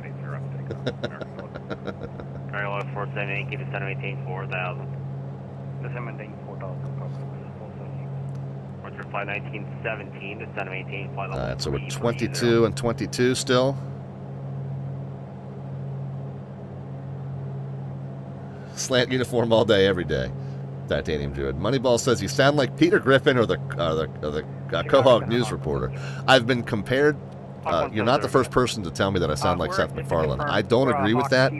I love Seth MacFarlane's voice, and I don't agree that mine is as good as his, but I do appreciate the kind words. Yeah, I just saw your comments. I can put you on a heading, or I can just keep doing your current course. You can just proceed direct when able, or what do you want to do? Our front seater wants to see Little Chicago, so I'd like to take our full flight. No problem. So I think now this is our turn point here. That definitely looks like ahead on the right is a town and maybe a river that branches off to the east. So I think that's where we're going to be turning, guys. Yeah, 4-day asks if you're following the Wisconsin River. Yep, that's our plan here. We're turning off on it right now, I think, just ahead of us. And if we're going to follow that up to Lake Wisconsin, and at Lake Wisconsin is where we plan to break off, well, kind of just north and east of Lake Wisconsin, and then plan to break off straight ahead to Puckaway and Green Lake there, where we join the Arrival. 26 Lima, Roger, runway 9er. Runway 9er, taxi via Alpha. Could use the VFR chart in Microsoft Flight Sim, asks John, I guess directed at Dave Rendon. Possibly, I don't know. Okay, taxi runway 9 via Alpha. Now, very early on in Microsoft Flight Sim 2020's release, that pulling up that VFR map was kind of sketchy as far as causing some crashes to desktop and such. So hopefully that's all. Hopefully that's all long over. Why is the ADA showing on 2175 and not 25.9? I don't know, Rob, but keep in mind that one thing that they are doing for this event, they're doing a lot of cross-coupling to where, you know, there are going to be more frequencies active than what shows in the pilot client. Moneyball says, I love Family Guy. Love the episode where Stewie gets thrown like a football. I don't know Family Guy that well. I know it well enough. I know the kind of the main players. I've seen a handful of episodes. I don't know it well enough to know exactly what episode you're talking about. So here's definitely our branch off point. We're going to follow the Wisconsin River. Just make sure I'm not slipping altitude off in the turn here. Al says I still get a fair number of crashes to desktop. Oh, you can see other VATSIM players in the in-game map as well, says Readability. Taxi via November, Mike, Yankee, Zulu, and cross runway for one. John says I haven't had a crash on me at all yet. I haven't had one in a while, but yes, knock on wood is indeed appropriate. Is that off-schedule descent popping in? It is. 470 Yankee, turn right heading 360. Alright guys, now we have to be sharp because somebody who knows what he's doing is watching. Control, November 1398, we're at Prairie du Chen, looking for VFR, sorry, to KOSH. Alright, so here we are following the Wisconsin River now. Let's get this chart back over to where we are so we can do a better job of watching. So I'm not showing a flight plan file. Following along at home. We're 1798. Wow. This one undocumented checklist item that has not gotten crossed off yet. No wonder I'm sitting here going, God, I'm thirsty. miles inbound, Hasta. Let's on to 456 Chicago, squawk 1365. Oh, nice off schedule. Used his little whiz wheel yesterday for real. Had to do a little calculation on the tailwind component of the reported winds and figure out that he wasn't able to accept the arrival runway they were using. So off-schedule descent does this kind of stuff for real, guys, although he typically flies 737s. And I still need to do a stream off-schedule where we talk about that E6B and all of its useful little features. I haven't really... It is sitting right here to my right. I do have it with me still. Off-schedule descent was very kind enough to send me a military version, military-grade version. Nice metal version, nice durable metal version with the two-sided version. And sorry, picking up some extra altitude there for you. Let's get back down to 35. But we haven't yet done a stream. We still need to. Yet done a stream where we kind of talk through its utility and all the fun things you can do, fix-to-fix navigation and that kind of stuff. Yeah, no, I know off schedule. I was just explaining your background to our viewing audience. Correction, the Aurora winds are 0708, runway 9 are clear for takeoff. I'm sorry. Oh, John's got one of those too. 33. Okay, crossing 33. Yeah, indeed, off schedule. Indeed, we know. Flying for the major carriers and modern airliners is a lot more about systems monitoring. Yep, indeed. Lima, radar service is terminated, and you can monitor Fisk Approach on 120.7. Okay, monitoring 120.758 Lima. Alright, and we're still not receiving. Control November 1798. Still not receiving that Oshkosh VOR, which is on a weird frequency, 116.75. I wonder if that was recently updated and maybe the sim has it on some other frequency. I don't know. We do need to tune in that ATIS though. That's a commercial flight, runway heading the O'Hare winds 0807, runway 9 right, clear for takeoff. Starting to see, by the way, the traffic pick up into Oshkosh. You're at a uncontrolled field. You can call me airborne. That's frequency. Copy.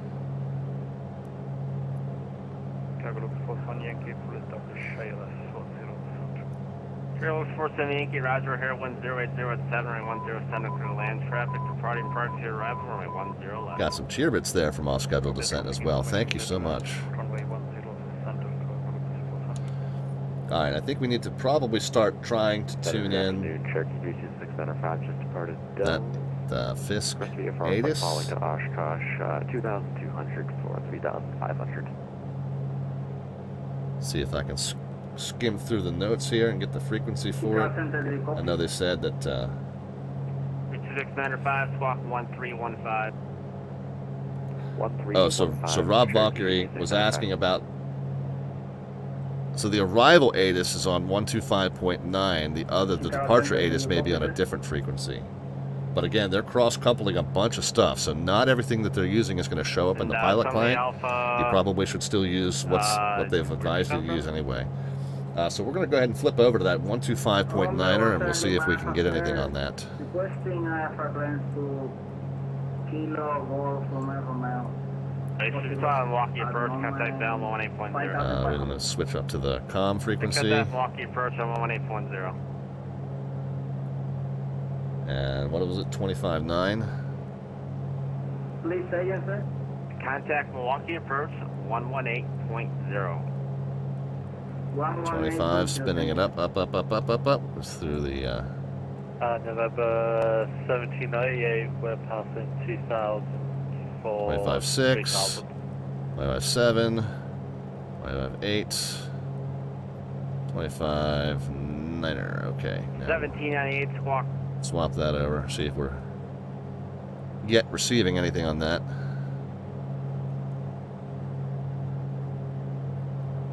We don't really need to worry about it too much. They told us to make sure you have that ATIS information by the time you get 60 miles from Oshkosh. For us, that is right about as we cross over Lake Wisconsin. So if we're not yet receiving that ATIS, it's not that big a deal. Yeah, too bad they can't see you rock those gorgeous Mooney wings yet, says Starflies. Probably by next year, we'll be able to rock them live on the network. That VATSIM Velocity project still under testing, and what that velocity does is it increases the. We got a little airport right here coming under the nose. I'm going to assume that is probably this Boscobel.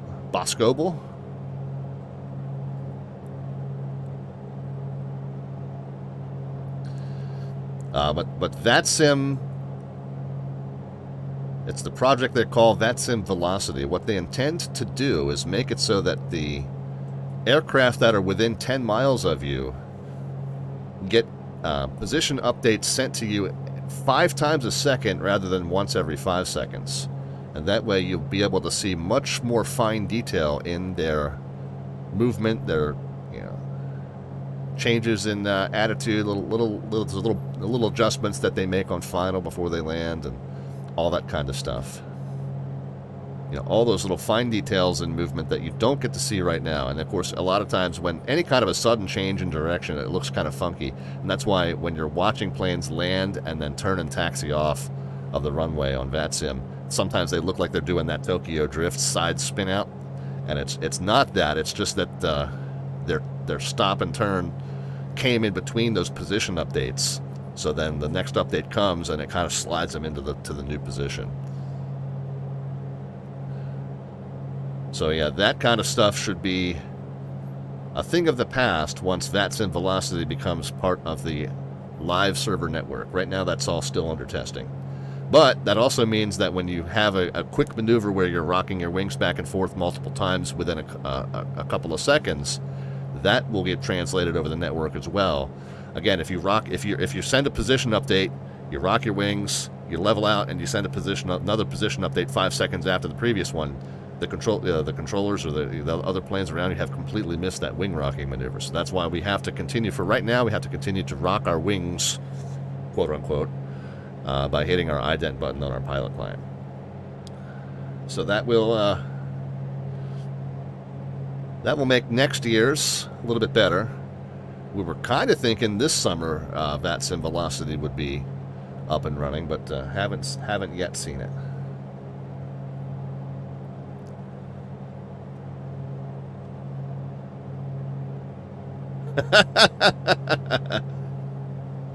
Yeah, so Off Schedule was telling a story to Starflies about having to use the whiz wheel to determine recently that the tailwind component on the reported winds made them unable to accept their departure runway.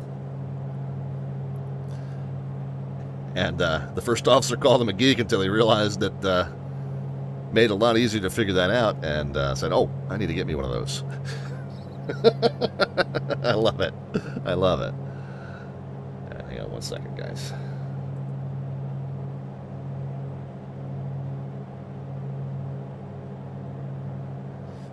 All right, back with you.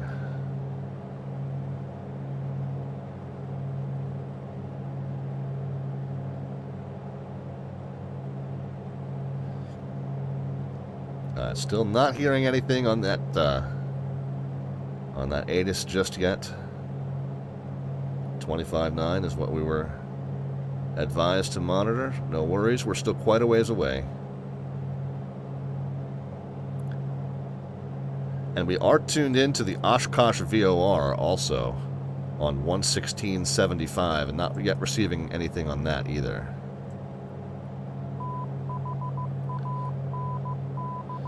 We did get there a new follower. That's Rudder 333 with the follow. Thank you so much for that as we fly the Mooney Ovation Microsoft Flight Sim 2020, making our way into Oshkosh, Wisconsin for VATVenture, the VATSIM version of EAA AirVenture. Going to be doing our virtual version of that Fisk Arrival with the wing rocks and the follow the land on the color, land on the blue dot, land on the yellow dot, all that kind of stuff. I did install a custom scenery package for Oshkosh here in Flight Sim 2020 that does put the dots on the runway for us, so we will have those.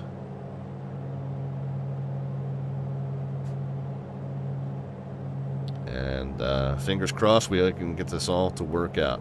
We can see on VATSIM, by the way, we can see that there is quite a bit of GA traffic heading in, which is good. What makes Oshkosh great and fun is when it's busy.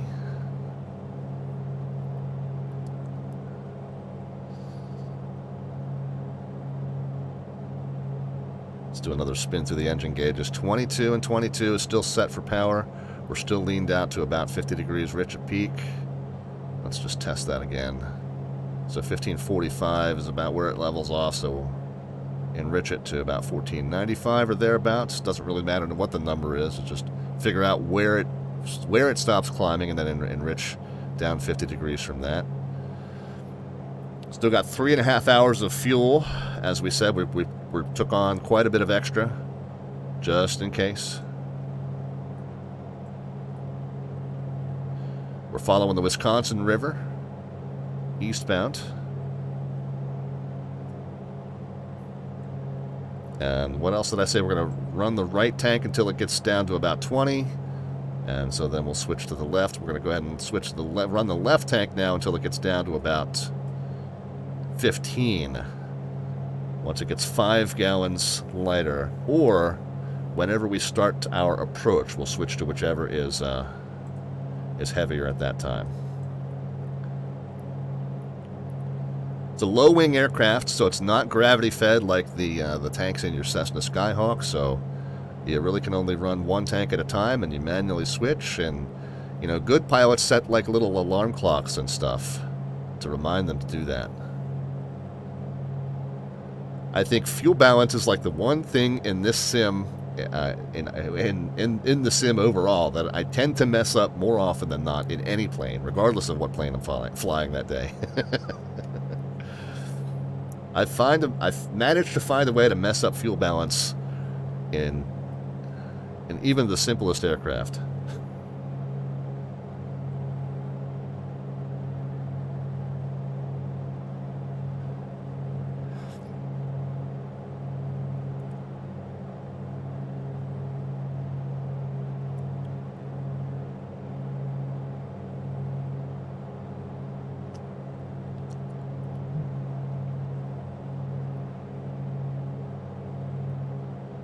Now, John's asking about off-schedule descent. Yeah, so he has a limited amount of GA time real world and then cut his teeth serving our nation's armed forces.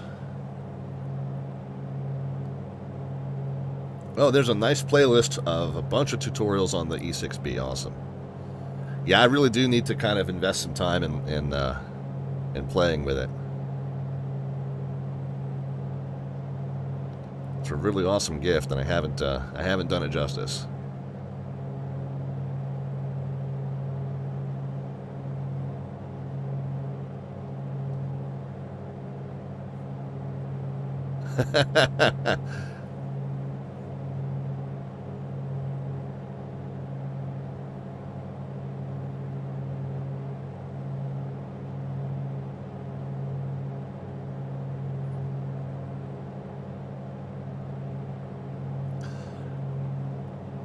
Alright, let's check on our progress. We're now kind of on a little section of the river that goes slightly south and east.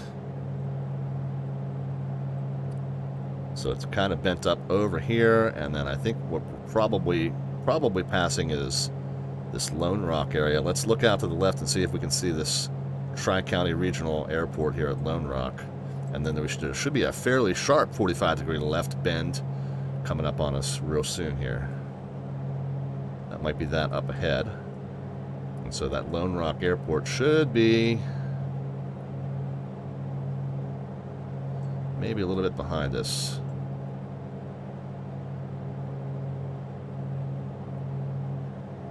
That might be it right there, actually. Oh, nope, that might be it right there. Oh, so the one behind us, okay, the one I just spotted might have been that little Richland one. And then Tri-County Regional, I think, is dead off our left right here. Yep, with a tiny GA runway north and south on the left-hand side, and then the major east and west runway. That is definitely where we are. See that little spur off the left-hand side. That is exactly what we just saw.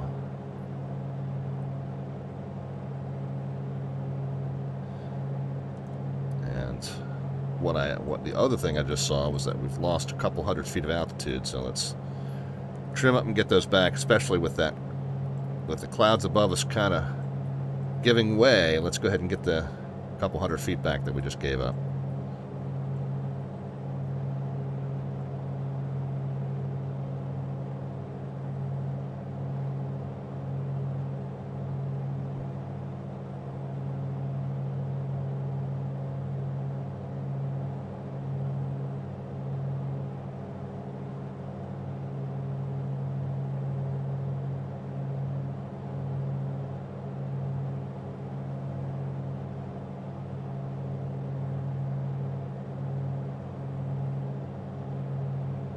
I'm still not hearing anything on the frequency they told us to monitor, which was 25.9. However, I do see that 2175 is showing up in the pilot client, so we will go ahead and check that out. So, yeah, off schedule. Does VATSIM work in FlightSim 2020? Yep, we are connected to it right now.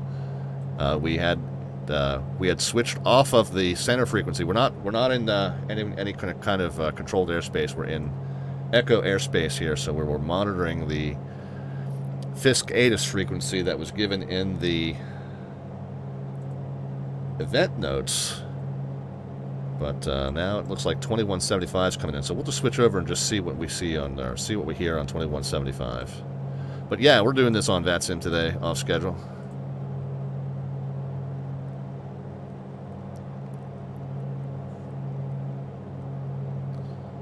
Make sure I watch the attitude indicator to make sure I'm not losing control of the plane here. 75. Visible on your pilot flight. Advise on initial contact. You have information, Charlie.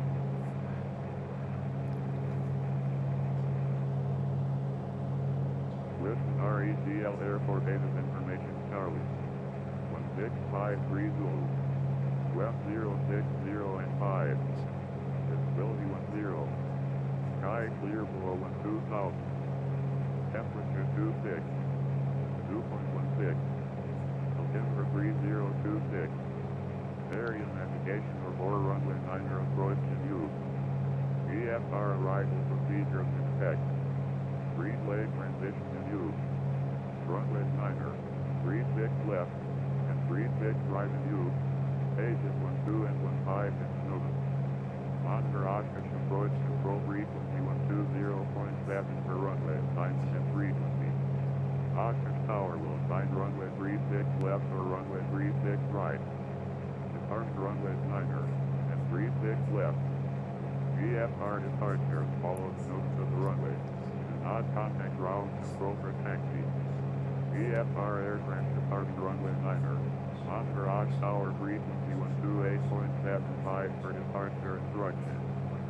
VFR aircraft departure runway 36 left. Monitor Oshkosh Tower frequency 118.9 for departure instruction. IFR aircraft contact clearance delivery frequency 128.75 for clearance and approval for engine start no earlier than 30 minutes prior to estimated time of departure. Do not start taxi without approval. Although Oshkosh Tower frequencies are in use, some may not be visible on your pilot flight. Advise on initial contact. You have information, Charlie. Alright, it's Charlie. 3026, I think they said, was the altimeter. Listen, REGL Airport Base information, Charlie. 16530. West 060 and 5. Visibility 10. Sky clear below 10. Sounded like they were landing on the 36s, which is the same configuration that they used last year. And it sounded like Green Lake is still the transition point, so we don't have to go back to Puckaway, we don't have to go back to the bridge. Green Lake, okay, good. Okay, I think we got what we need from that. We'll go ahead and switch over to monitor the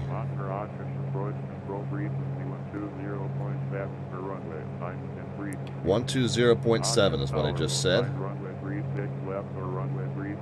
Yeah, so we'll go ahead and do that. VFR departure follows notice of the runway. Do not contact ground control for taxi. 120.7. Runway 9er. Monitor Oshkosh Tower frequency 128.75 for departure instruction. VFR aircraft departure. Might start to hear some activity on that too.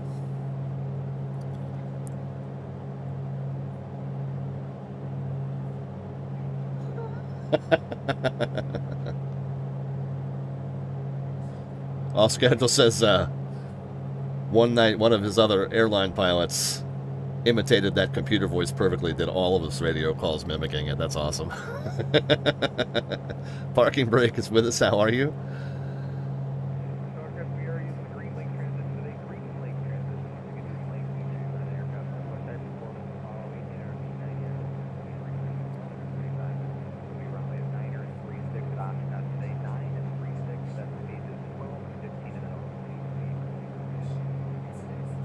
All right, so Green Lake, 9 and 3/6 is what they're landing. I know that's real quiet. Well, it'll get better as we get closer. So I'm not going to pump up the volume on that ATC. It's distance attenuation simulated, so that's why you're hearing it really, really faint. But it'll get louder as we get closer. Those of you who were here earlier in the stream heard it nice and loud when we were talking to center.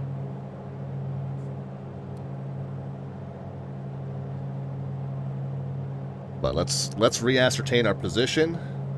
We'll get ready to break off the Wisconsin River and head up to Green Lake. So that'll be the, yeah, and this is a really obvious bend to the north and then the east and then Lake Wisconsin there. So I don't think we're going to be in danger of missing it as long as we keep this river in sight. But let's just kind of figure out where we are now. We just kind of did a little bit of a zigzag, and we're now face east. John says, too bad X-Plane isn't nearly as gorgeous as Flight Sim 2020. Hard to go back to X-Plane and look at it after time in this sim. I agree with you, but I still think X-Plane has quite a few merits. So I do fly, for those of you new to the channel, I do fly a mix of both X-Plane 11 and Flight Sim 2020 on this channel. Today it is Flight Sim 2020. It's actually Flight Sim 2020 for most of the remainder of the month, as far as I can remember. For right now, it's only the DC-3 that I'm still flying in Flight Sim, in X-Plane rather, the AeroWorks C-47, which we fly as a civilian DC-3. And then on the rare occasion that we fly the FlyJSim 727, that's the old school radio nav airliner that we fly. And then occasionally the modern airliner that we fly, which is the Flight Factor 757. So those three aircraft are the ones that I'm still flying in X-Plane 11. Stage is looking beautiful out there today. Thank you guys so much for the help. A half-mile intro or greater, 2,300 feet, 135 knots, or 1,800 feet, 90 knots. So we're going to do 18 and 90. We can cut the corner a little bit here.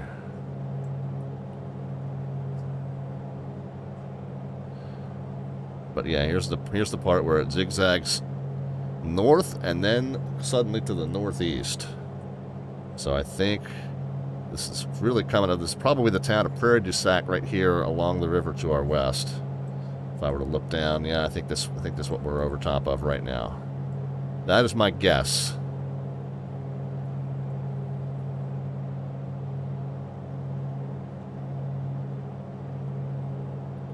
And then at the point,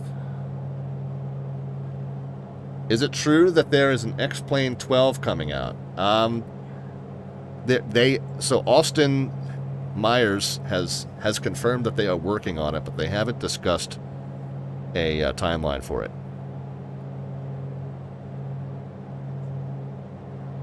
Oh, Minnesota Runner says X-Plane's okay, Ortho 4XP is not. I love Ortho 4XP, but we did in our most recent stream really got burned on it because whatever elevation source we were using had no data in the country of Austria. So as we crossed from the Italian Alps to the Austrian Alps, all of a sudden a vast valley opened up in front of us where the entire country of Austria was. So, so we got burned on that just a little bit. Other than that, other than those little errors, and we just probably have to do again with a different data source for elevation. But other than that, I love Ortho 4XP. Off Schedule says, have you checked out the Baron 58 with Reality Expansion Pack? Yes, that's when I fly the Baron. That is the exact Baron that I fly. Lacks an RMI, but if you're good enough, you can compensate for it. Yep. Prior to Flight Sim 2020 off schedule descent, I was flying that Baron very, very frequently on stream. And yes, the Carenado Baron with Reality Expansion Pack is exactly what I was flying.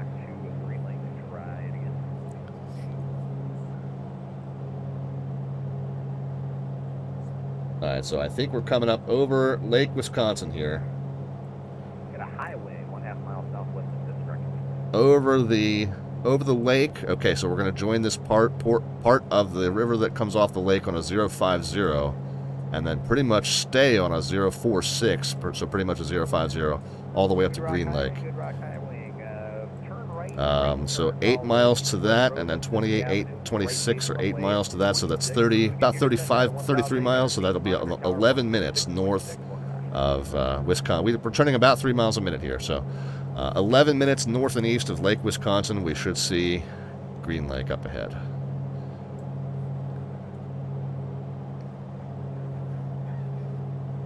Oh, we picked up an 1,300 feet or below, 1,300 feet or below. So just make sure if you are assigned runway 36 that you are maintaining 1,800 feet until the down.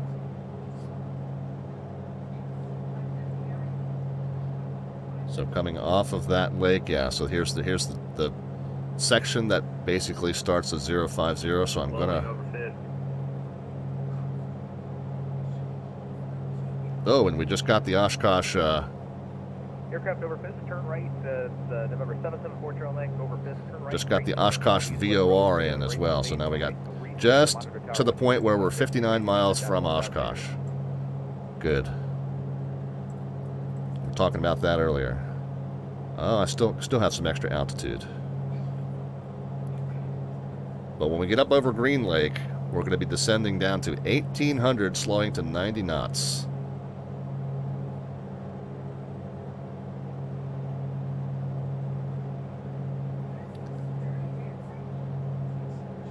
Fire Hades says the 727 to the 732. I like the 727. Actually, both are fantastic. But I like the added challenge of that 727 with the extra jet and the extra position that you have to cover. You have to kind of hop back and forth between 3 different seats to fly that 727, which is interesting to watch. Now, the last time I flew it on stream, I crashed it. So,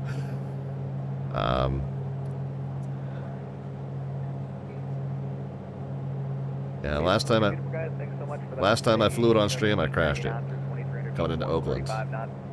Make sure that you're following an aircraft a half-mile intro or greater. Space is looking beautiful. Thanks so much for your help. We are arriving runway 9er. Yep, off schedule summarized his thoughts on each of the 3 major sims that are out right now, and I think he nails it on the head there. There's pros and cons to each of them. Agreed. I'm going to pull the power just a little bit. We're going to get back down to 3,500, but I think at this point we're 11 minutes from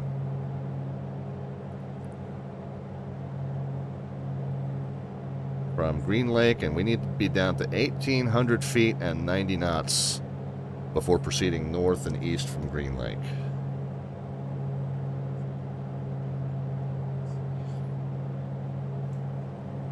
Bright Red Twin, half-mile southwest of this Breakaway. Good rock, Twin, good rock. Continue straight ahead, follow the railroad tracks for the right base, runway 9er, monitor tower 118.5, and you can start your descent down to 1,800. Enjoy the show.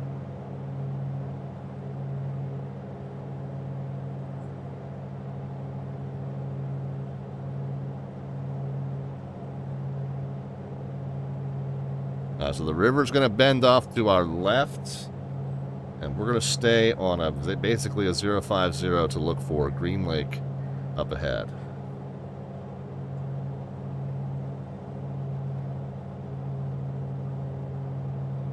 Good day, Oshkosh Arrival, November 324 kilo at 2,300 feet, about 20 miles south of Shield.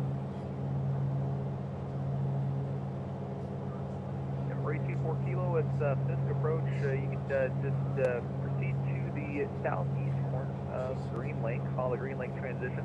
Once you get in the vicinity of Fisk, about a mile to a half mile south of Fisk, we'll pick you up by type of color and give you a runway transition.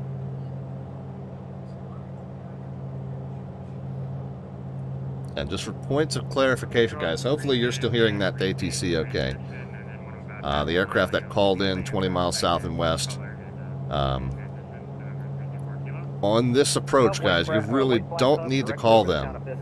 You pretty much just monitor them, and they'll call you when they need you. Good rock. Continue straight ahead, follow the railroad tracks for the right base runway 9er, monitor tower 118.5. Welcome to the show. All right, I'm going to keep it at 2,500. I don't want to go too low just yet because I still need to. 324 kilo calling Fisk Approach. It'll be Green Lake, so the southeast corner of Green Lake. You'll fly the Green Lake transition, not Green Bay, Green Lake. And then once you're in the immediate vicinity of Fisk, we'll pick you out by type and color and give you an assigned runway and transition. Yeah, so on in this procedure, if you do it the way it's listed out in that NOTAM, you don't even really call them at all. You wait to be called, and then you acknowledge with those wing rocks. All right, I think we can... Green Lake transition in effect, guys. Green Lake transition is what we're using. 1,800 feet, 90 knots, or 2,300 feet, 135 knots. The space is looking beautiful. Thank you all for the help. Go ahead and get it back to 22 and 22, and we'll lean it back out since we got a little ways to go yet.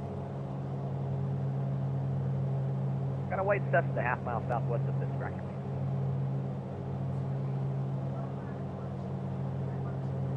Okay, so still topping out about turn right, follow the east 1540. Right, so follow the east-west road for runway right base, runway 36, monitor tower 126.6. Good show.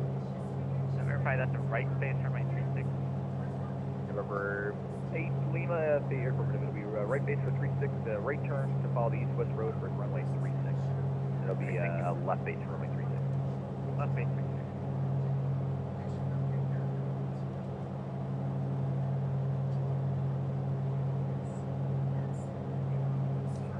Alright, so we'll maintain 2,500. We're still kind of up at our cruise speed. Which DC-3 do you use? Asks Fire Hades. We use that AeroWorks freeware. It's really, on the org forum as a C-47 Skytrain, but the differences between the two are fairly subtle, so I just affectionately refer to it as a DC-3. But it's that AeroWorks DC-3 for X-Plane 11. All the sims miss one piece of authenticity, says John. Anyone care to guess? Well, for me, John, it's the fact that well, no seat of the pants feel. That's one. That's a big one. For me, John, it's that the navigation instruments read too precisely. Not enough interference and variance in the nav gauges. That's one. Readability says gravity. Yeah, exactly.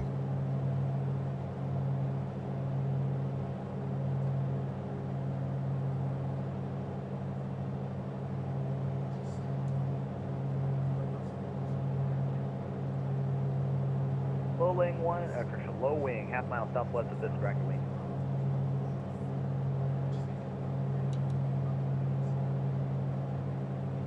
Good rock, low wing, good rock. Turn right, follow the east-west road of Fisk Avenue for the left base, runway 36, monitor tower 126.6. Welcome to the show.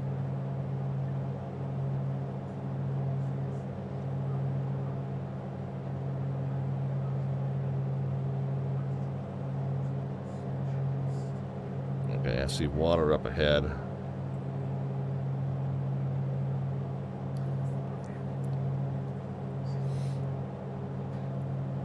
Yeah, I realized that I was missing to the right. I was coming in further down this way, and realized that to be over Green Lake, I'm almost like at a 235 off of the VOR there. So that's why you saw a minute ago that I kind of adjusted the arrow to about a 235, and now you can see that we're navigating back over toward it, and you can see Green Lake there up ahead of us.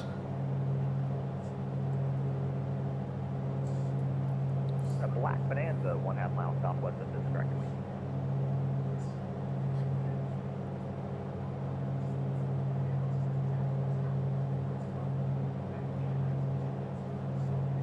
So John says more visual authenticity. Okay, interesting. Oh, we'll take 36 left. There's a specific detail for visual authenticity. I'll be interested to hear what you say.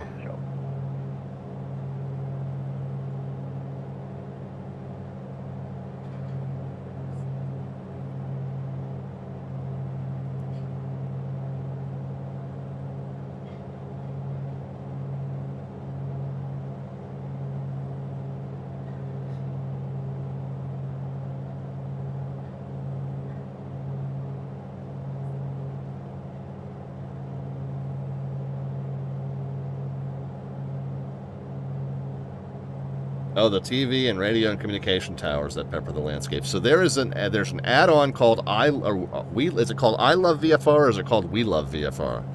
That does add in some of those.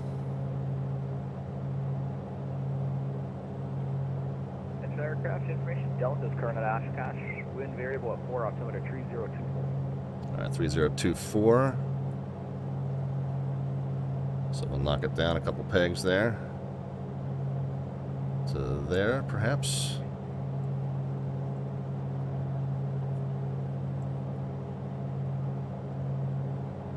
We'll go 1800 and 90 knots. So we're going to slow it way down here.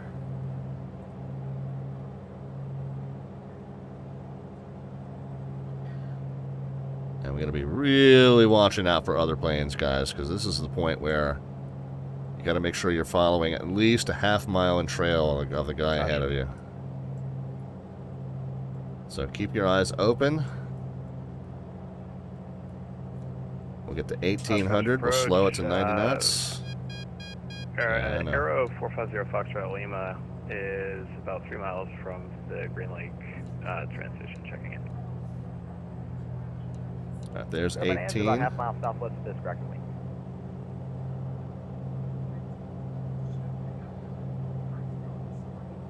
$1,800. Do straight ahead, follow the railroad tracks for right base, runway 9er, monitor tower 118.5 over the show. And let's just, like I said, just keep our eyes open, guys. Keep our eyes open. The other aircraft calling Fisk Approach, no need to check in. You can just proceed at the Green Lake transition 1800 feet, 90 knots, or 2300 feet, 135 knots. And once you're in the immediate vicinity of Fisk, about a half mile to a mile from it, I'll call you out by type and color, have you rock your wings for me, and then I will assign you a runway and a transition to fly. Alright, so we're going to slow it down by another 10 knots here. The Bonanza, it'll be 118.5, 18.5, monitor 18.5. You're not gonna see it in your pilot client, but monitor that frequency. They are up. Just for everybody's situational awareness, all the NOTAM frequencies are active. You're not going to see them all on your pilot client, but all the NOTAM frequencies are active. So if we give you an 18.5 or a 126.6, you might not see it on your list. So it is called We Love VFR. Thank you, old grumpy gamer. November 324 Kilo, just confirming I'm heading in the right direction.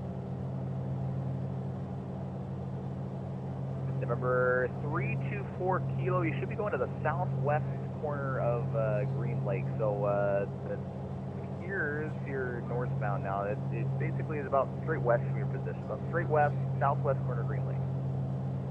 Head straight west, southwest corner of Green Lake, November. So I think I might be over Puckaway Lake here, guys. The Bonanza, a half mile southwest of Fisk or rock your wing. There's a lot of water up ahead. Dark green Bonanza, I should say. Dark green Bonanza overhead Fisk, correct. Good rock Bonanza. Continue straight ahead up the railroad tracks, right base runway 9er, monitor tower 118.5. Enjoy the show. So Puckaway is going to have this little hitch in the middle, this little bend in the middle. Oh, no. Yeah, okay, that is it. And then continuing to the north and east is Green Lake.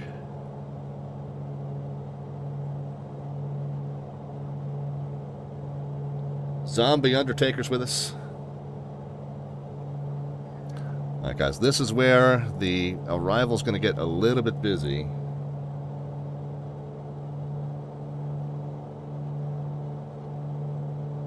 And I'm going to I am going to 324 Kilo, I think that was you. You were looking for navigation assistance over to Green Lake. I'm going to try to hand fly this. Roger, the Green Lake, it's going to be 26 miles southwest of Oshkosh, so 26 miles southwest of the Oshkosh VOR. If you are equipped with a GPS, I do have a VFR waypoint I can give you. Yeah, so 26 miles he just said, and that's we're 30, so we do need to go 4 more miles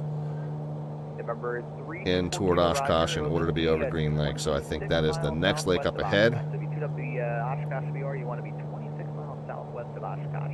You pull out a VFR sectional. Zombie says this is my first time getting into VATSIM. Zombie Undertaker, I'm about to get super busy in this cockpit, dude. But welcome aboard the channel, and if you get a chance, hit up that YouTube link that is in the bottom left of your screen, and there's a playlist called VATSIM Tutorials. If you need some assistance figuring out what to say to air traffic controllers, or what these navigation equipment suffixes mean, or how to put together an IFR route or a VFR plan, some very useful, I was just about to call them great, I'm not going to say great, they're pretty decent, very useful tutorials over there on that on that YouTube channel. Check those out if you need the help. Join our Discord and ask questions if you need to. I'm not going to be able to chat with you about getting started on VATSIM right now at the moment because we've got this very, very busy, very hectic Fisk arrival into Oshkosh, Wisconsin, the VATVenture, the EAA AirVenture virtual version that we're about to do. So I'm going to have to really kind of pay attention to what I'm doing. But yeah, welcome to VATSIM. VATStar is another good one. Parking brake mentions that I used to be very heavily involved with. I'm not anymore, but still definitely a big supporter of what they do. Dave Rendon is somebody that can help you out, kind of getting navigated over to VATStar. Craft 2,300 feet, about 2 miles southeast. This is a group event. This is the virtual version of Oshkosh. All scheduled. So yeah, I would say it's a group event. It's dozens of planes coming into Oshkosh right now. Beechcraft, I did not see a wing rack there, but that Beechcraft number 72 Tango, turn right turn, follow the east-west road, monitor tower 126.6 to the left base, runway 36. Alright, so coming up over the southeast corner of Green Lake, just looking around aggressively, guys. Got to see if there's another aircraft in the vicinity. If there is, I'll have to maneuver to follow them by at least a half a mile. I don't see anybody, but we'll keep our eyes open.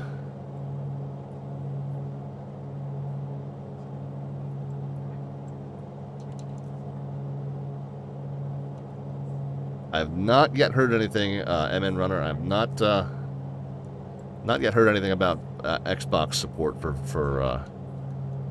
VATSIM.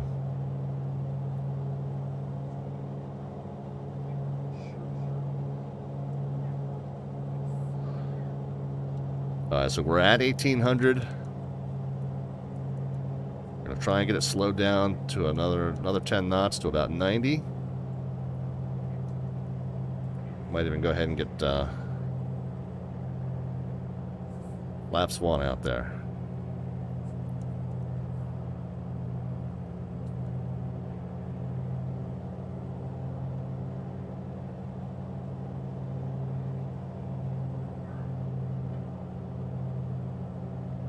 Temple says it won't be, I don't think, and Minnesota says I'd be surprised. Almost there. We're too close. They're right behind me. Yeah, I'm looking hardcore for anybody else in the vicinity that we need to kind of circle around and follow up, but I think we're good. I don't see any immediate traffic in the area.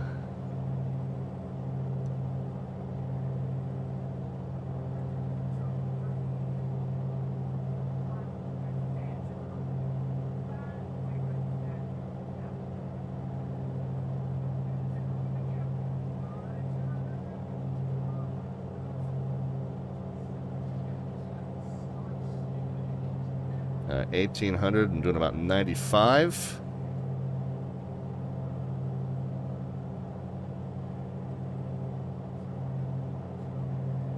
All aircraft, as we approach the Oshkosh area, we're using the Green Lake transition today. Green Lake transition, so proceed to that southwest corner of Green Lake.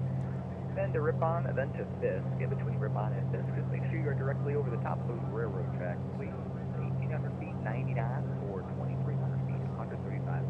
Look for a similar aircraft to follow. Half mile in trail of that aircraft or greater. No over under, no stop by side, no S turns, nothing like that. If you're doing all that stuff, it's not going to work. Break it off and come back to the Green Lake. Try it all again. We are riding runways 9er and runways 36 today. Runways 9 and 36 at pages 12 and 15 of the north.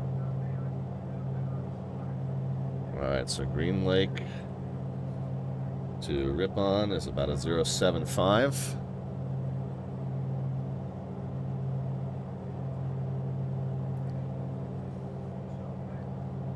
About what I'm flying here.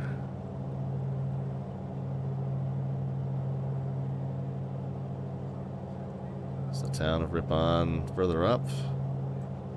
Or is it over here to the right?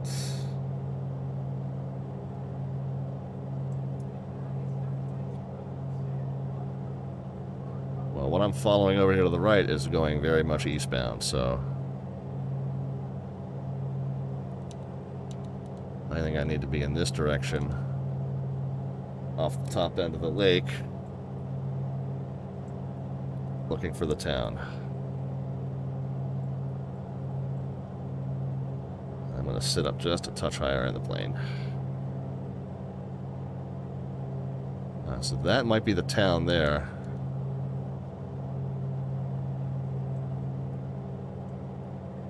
Yeah, that's definitely kind of a 090.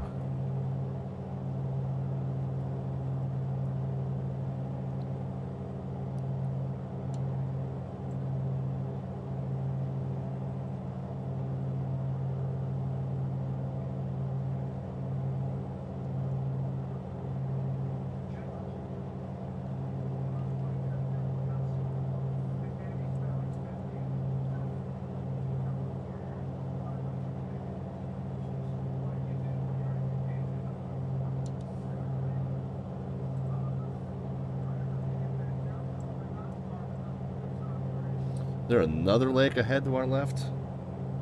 I'm a little confused.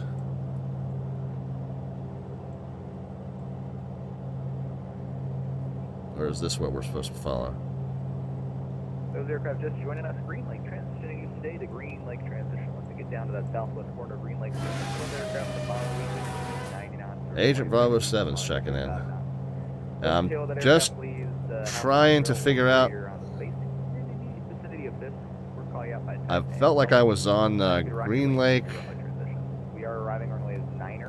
and I'm having trouble figuring out where Ripon and the railroad tracks are now.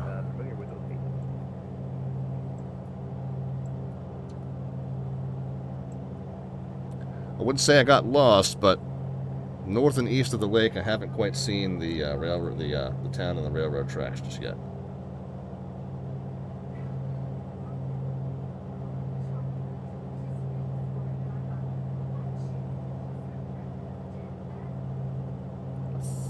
Let's see.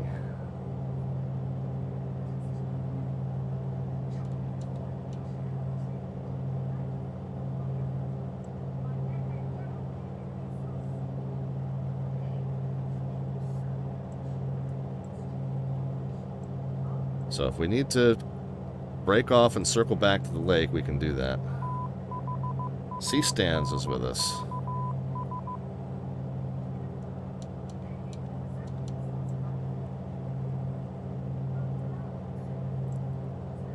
Right over the railroad track between Fisk and Ripon, or between Ripon and Fisk. Just make sure you're directly over the railroad tracks. Please gear down, lights on. Either you can expect the runway 36, which would be a right turn onto Fisk Avenue, the east-west road there, and your tower frequency would be 126.6.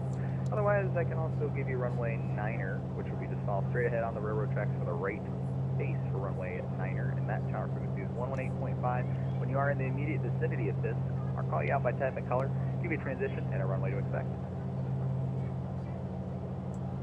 Alright, so do we have a road and railroad tracks here?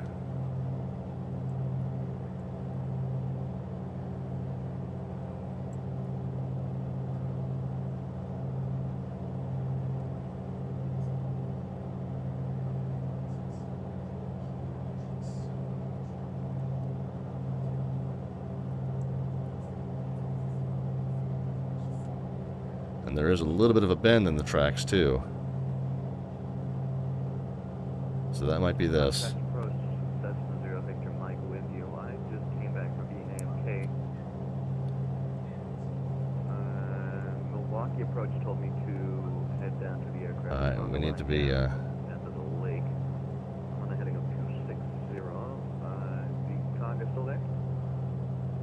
The aircraft calling Fisk Approach. Yeah, you can just proceed to that southwest corner of Green Lake. We're using the Green Lake transition today, so southwest corner of Green Lake.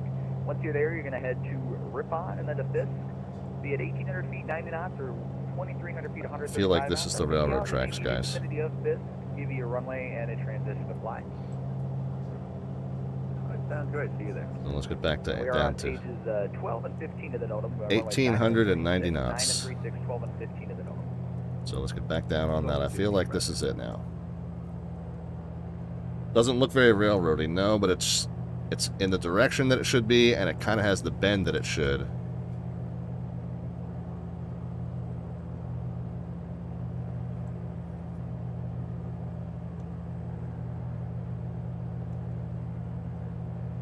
So we'll go with it.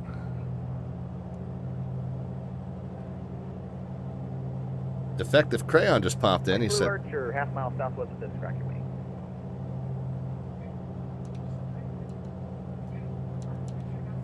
Good rock, Archer. Do you have a runway preference?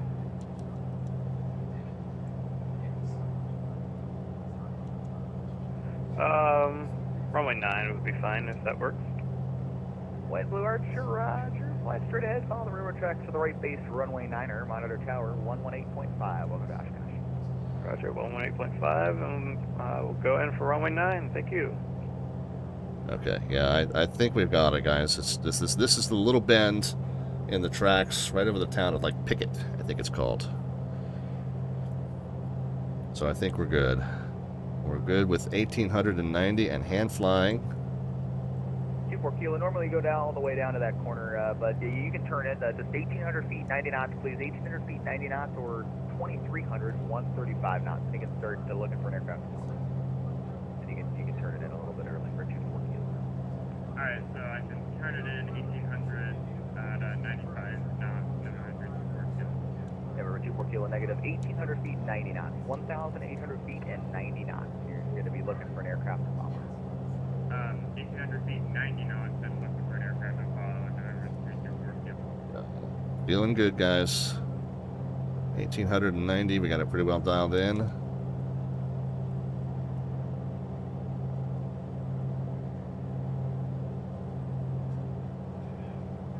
Just gotta make sure that we...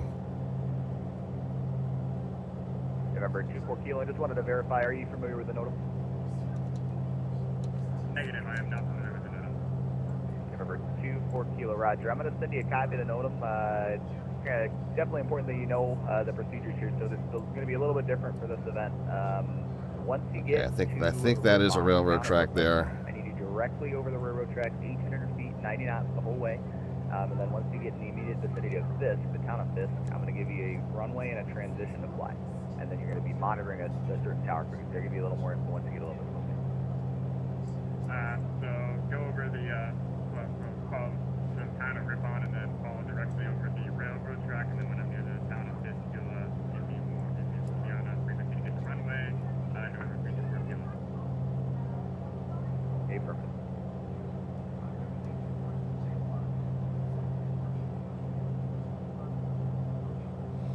Yeah, this looks more like a road that we're following now.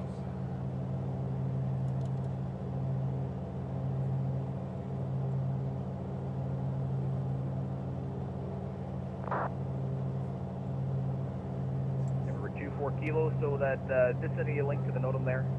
You're going to want to look at the Green Lake transition, which is what you're flying now, and then pages 12 and 15 of the NOTAM for the runways. There's some specific procedures or dots you got to land on that sort of stuff. Number 24 kilo, look at the Green Lake transition, page 12, and was there another page? It's a road with the railroad tracks on the side. Yeah, I know, I've been looking for it. Is what you can plan on to look at. 12 and 15, those will be for the runways. And then you want to look at just, you don't have to worry about the Green Lake part now, you're already past that, but Ripon to Fisk. That's going to be page 8. Start on page 8, look at that. And then 12 and 15 for the runway stuff. Yeah, I'm going to break off, guys. 12 and 15, number 24 kilo, thank you.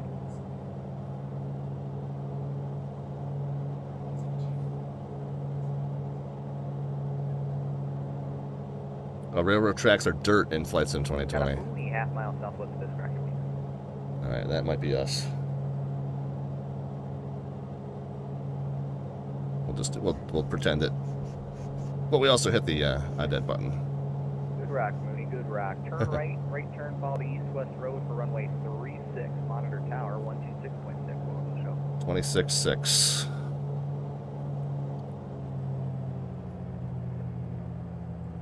Alright, follow the east-west road.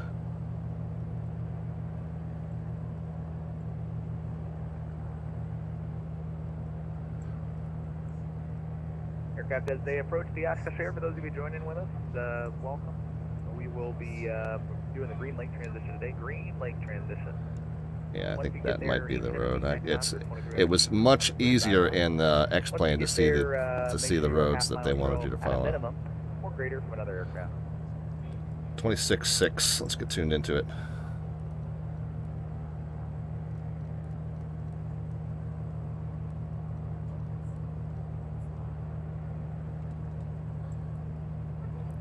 1890. Your White Blue Archer, if you were landing runway 9, you should have been on 128.75.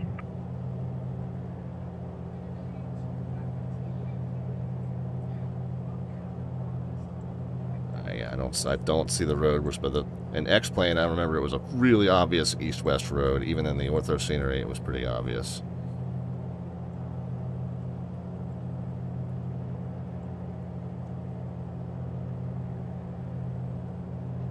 I do see traffic landing there. All right, guys, start putting in the predictions. Vertical descent rate at the moment the wheels touch. Just a number. No bot command is necessary. Positive or negative number is meant as a descent rate either way. So no minus sign is needed necessarily. Either way is fine. Positive or negative number we'll take as a descent rate.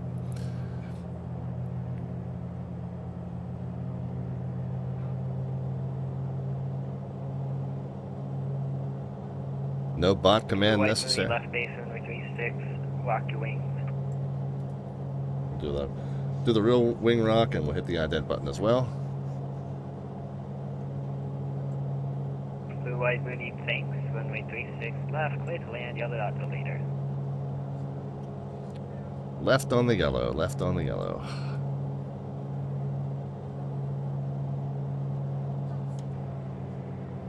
Third notch of flaps coming in.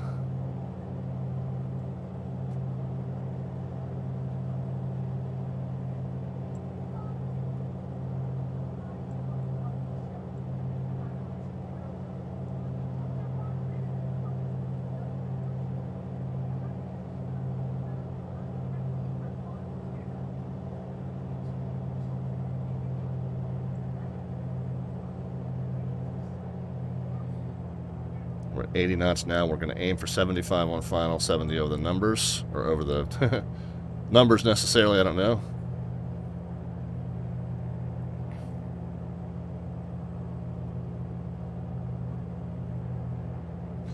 Yellow dot's the middle dot.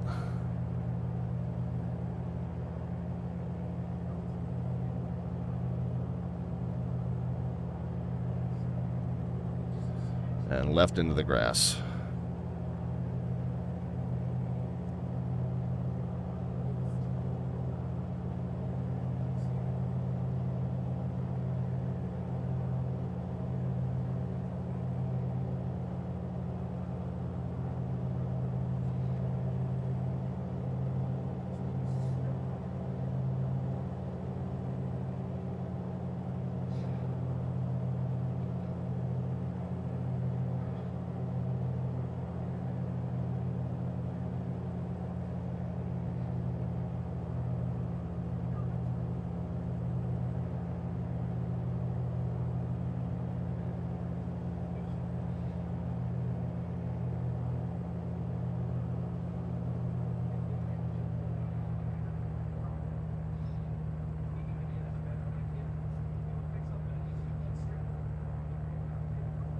Red White Piper, left base runway 36, rock your wings.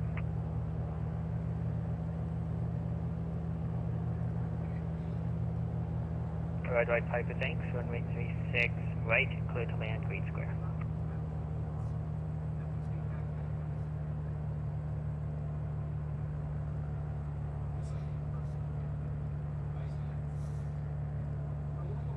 That's the purple dot. We're going to pass over.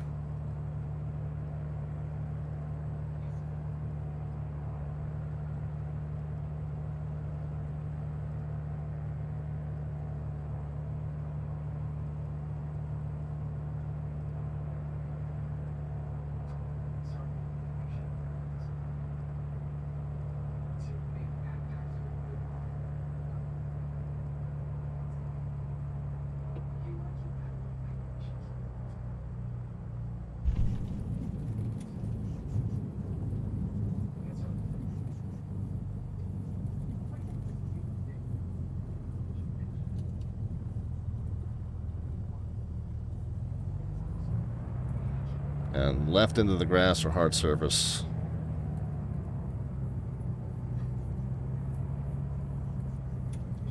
Turn off before the pink dot.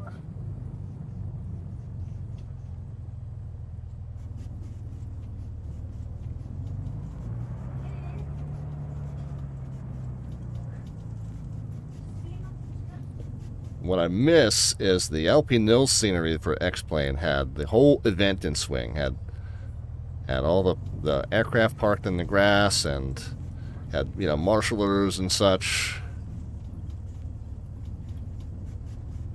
Yeah, so it was a little bit more of an immersive experience flying it with that custom scenery that LP Nils made for X-Plane.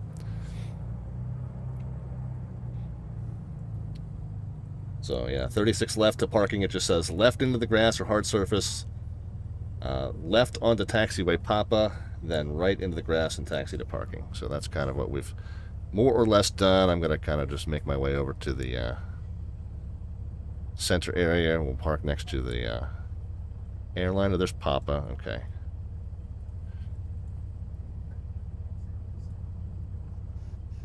Oh, KCOU Doug or DG is that Hawk that's showing up as the A320. We'll go ahead and park next to that.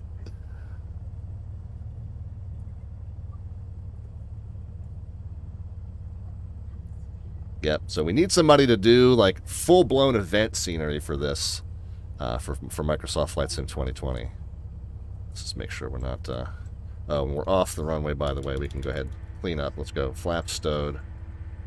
Strobes, recognition, landing lights off. I never got the taxi light on. Pilot Edge has it. Yeah. So what? It depends on the sim. But did they have one for Flight Sim 2020?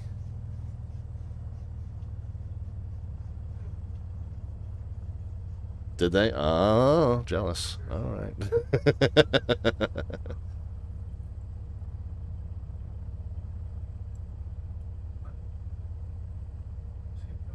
Yeah, it's obviously their terms of service would be that you can only use it with their network. Now, last year they did one for P3D, which they then did share with VATSIM, but I think the stipulation there was that VATSIM couldn't do theirs, had to do theirs after Pilot Edge. So that's why the event times were a little bit weird last year, because they were coordinating. So Keith Smith of Pilot Edge, classy guy. I mean, I wouldn't expect him to to shut VATSIM out, but certainly they put in the work, and they deserve to have that that scenery first. But I expect at some point it will be shared with us. I would think.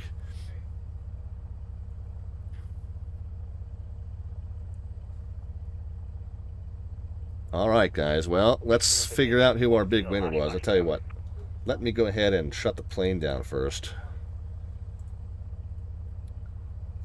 Oh, and I think I missed the pitot heat needs to come off as well, so let's not burn up our pitot tubes. I think everything else I did. We can go ahead and set the transponder back to standby. Matter of fact, we'll just go ahead and shut it off. We'll shut off the secondary radios here. There we go, and we'll give you the winning number in just a moment. We'll figure out who gets our entrance into the monthly raffle that we'll pull in July. So we'll give you that number in just a moment. It was a little firmer than I mean, I felt like the approach was good. I think that I was higher over the runway than I thought I was when I cut the power. So the runway was much wider than I anticipated, and so I did plop it down just a little bit, but not too bad. I was overall happy with it. We'll talk about the winning number here in just a moment. So, yeah, taxi transponder, elevator trim reset. Okay, elevator trim's looking pretty good. Oh, I did forget to switch tanks, but yeah, so we landed slightly light on the left side. Not too bad, though. Not too bad fuel management, 18 and 20. That's not too bad. Our ETA was predicted as 18:15 Zulu time on the ground, 18:20 on the blocks. How did we do? Well, we're about 15 minutes after that, because we had to come down to a nice slow speed for that last portion, but that's not too bad. And planned to end with 225 pounds of fuel. Let's see how we did. Oh, wow. Almost nailed it. 121, about 230 total, it looks like there. So, yeah, not too bad at all. Not too bad at all. If you ever want to see how I do the flight time and fuel estimates, another tutorial that I have there on the YouTube channel. Link on the bottom left-hand side.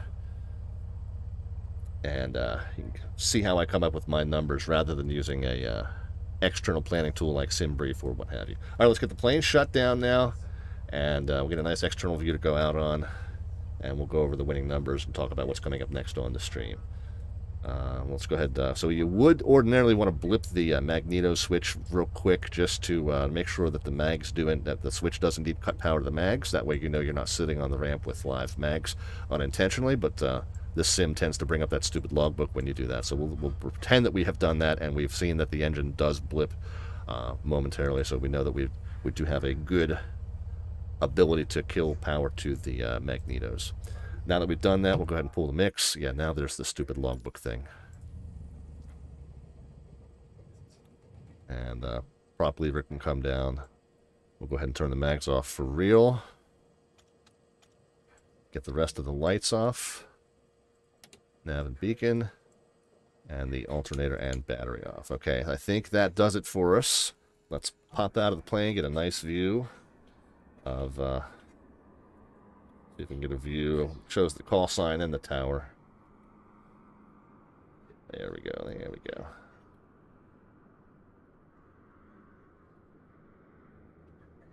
There we go. We'll go out on that. Nice. Alright, very cool. Thanks for flying along, guys, as we did VATVenture 2021. Great event that Chicago Air TCC on VATSIM puts on every year. So thank you so much to them for doing yet another wonderful job. Let's see who our big winner was. It would be the person who guessed closest in either direction. We don't do Price is Right rules here. This is closest in either direction to the magical descent rate number of 136 feet per minute. So let's see who that was.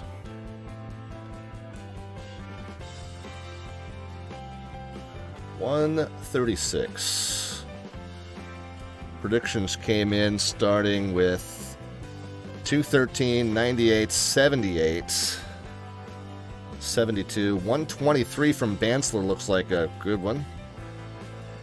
That's 13 away. We'll remember that one. 82, 250, 150. So 136, 37, 38, 39, 49. Ooh, John R772 is 14 away. So Bamsler was one closer. Let's see if we've got anybody closer than 123 or 150.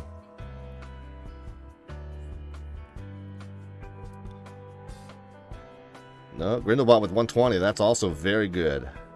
But looks like...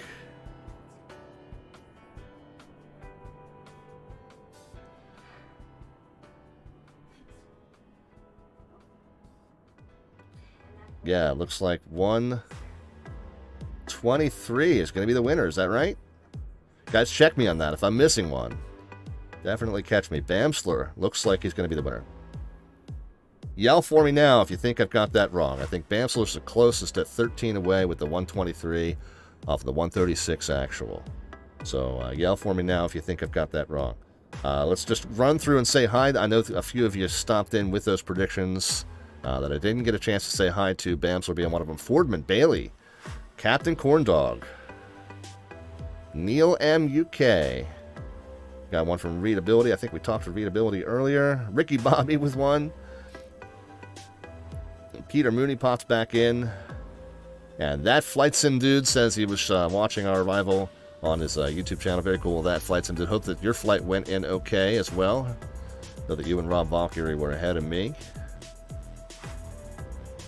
Parking brake. I think we probably got the answer you were looking for about what is considered a good landing. The whole vertical descent rate thing is just a sim game.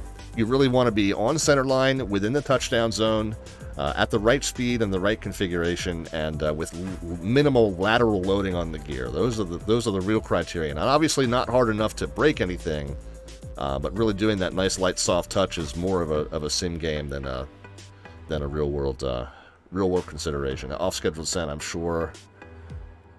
Yeah, he came in with the definition that they use in his real world job.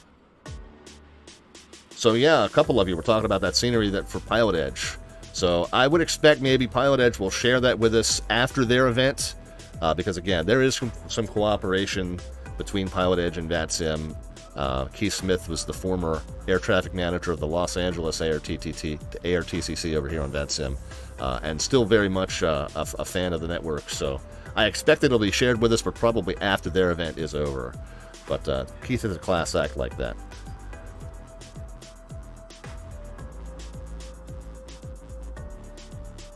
All right, guys. We're talking about landings. Yeah, there's a good discussion about landings that that was in the chat there. So hopefully you guys got some good information from our friend Off Schedule Descent, who, like I said, does this kind of thing for real, although he flies the big metal for real.